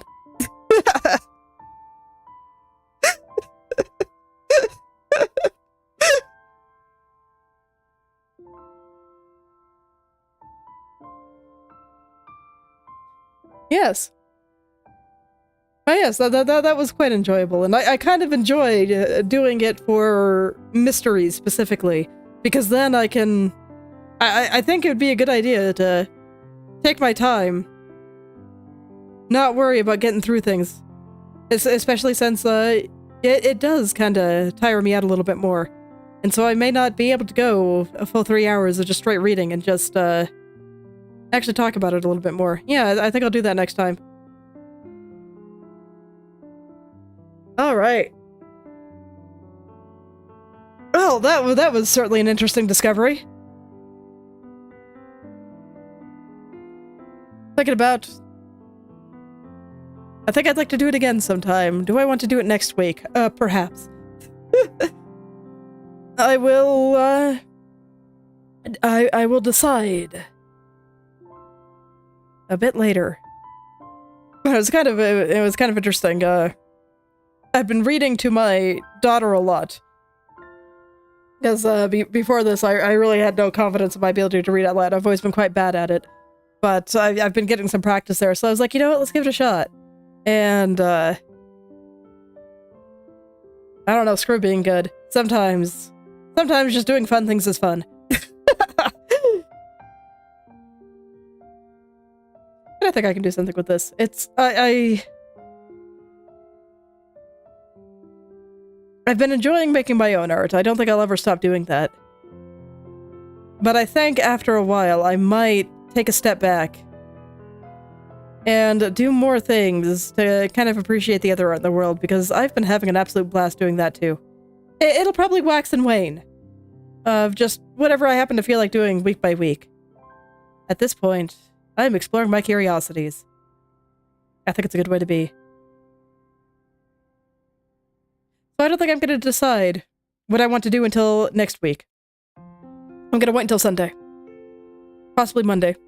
And I'll get waiting rooms up for everything then. I think I'm still... I want to finish all the projects that I am doing. So, Friday, Copy Kitty, Saturday, Katya drawing, Sunday, Phase Saga drawings. I'm still gonna do all of them. Those will be pretty much set there until I finish them. And then even then, after I do Katya, I'm probably gonna try to do something for Ava's birthday. So that'll probably still be like that for a while. But after that, I think I might, you know, mix things up a bit. What can I say? I just really like to finish things. And one day will probably still be video games, because video games are fantastic, and I love talking about game design. And even if I do 3 or 4 days, that still leaves me with a wild card for a while to just kind of do my fancy. Decide what I want to do, have a good time. Let's try some things. So many things. I don't know. Maybe I'll find some sweet Incan art and we can look at it. It'll be cool. I don't know. I will think about it. And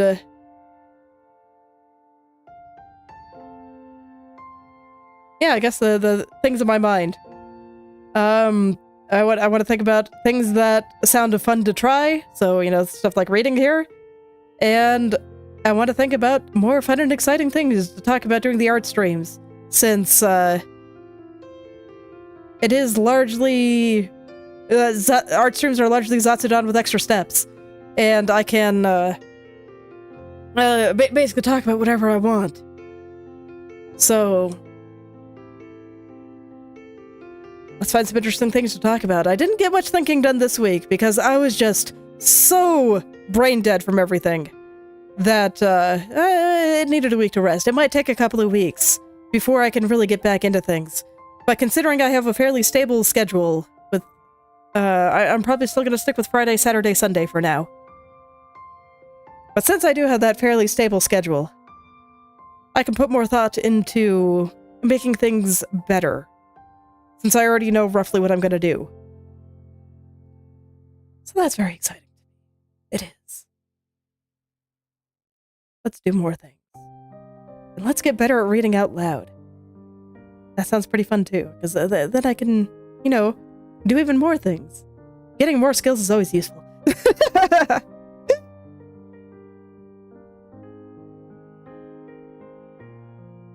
It is. Being more skilled at anything always has its uses. Alright. Well, it's a little bit early, but my throat is shot, and I think I've talked about most things, so I will be probably cutting back, at least for the short term. So for the next couple of months, you can expect streams 3 or 4 days a week, depending on my mood. And I just kind of want to get into a more natural cadence and really figure out what I would like to do. So that'll be, you know, hopefully it'll lead to increased quality of the streams, because that's kind of what I'm hoping for. For a long time, I was derping around, just kind of doing what I wanted. But now, I kind of want to make things, good. Not to say that what I'm doing now is bad, but I think that now that I have some streaming experience, and I've also been watching lots of people and trying to understand what makes them good versus maybe not good, or just various things, and trying to get a good understanding of these things, that I can do. May the perfectionism rise. And I just hope that everything I do will be that much more enjoyable. It'll also give me some time to help grow the channel a little bit, which I would like to do. So, you know, if you got a second, you know, like and subscribe and all the YouTuber stuff, whatever, it'll help me out a lot. And maybe go check out some of my other videos and shorts, if what I do is interesting to you. I would greatly appreciate it. And let me know if you like streams like this, where I read stuff and maybe talk about mysteries. I could get behind reading a bunch of mystery novels, honestly. These are just short stories, but even more long-term things. Ones that I can't read in a single day. I'm gonna stick with the ones that I can read in a single day for now. But, yes.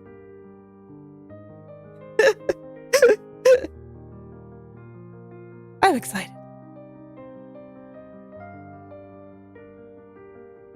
But I suppose I will stop here for today, and we'll be back tomorrow with Copy Kitty, where I can hurt my throat again trying to voice act. Actually, I'll probably... Yeah, it's all good. Don't worry, I'll take care of myself. I don't talk very much off stream, so it works out. But I will go ahead and stop here for today, for real. And I'm still looking forward to this weekend. So I hope to see you there too. Anyway, thank you all for coming. And I hope you're able to make something wonderful today. Let us explore many different kinds of art. We got drawing, we got reading, we got video games. Yeah. Let's go see what the world has to offer. See you tomorrow.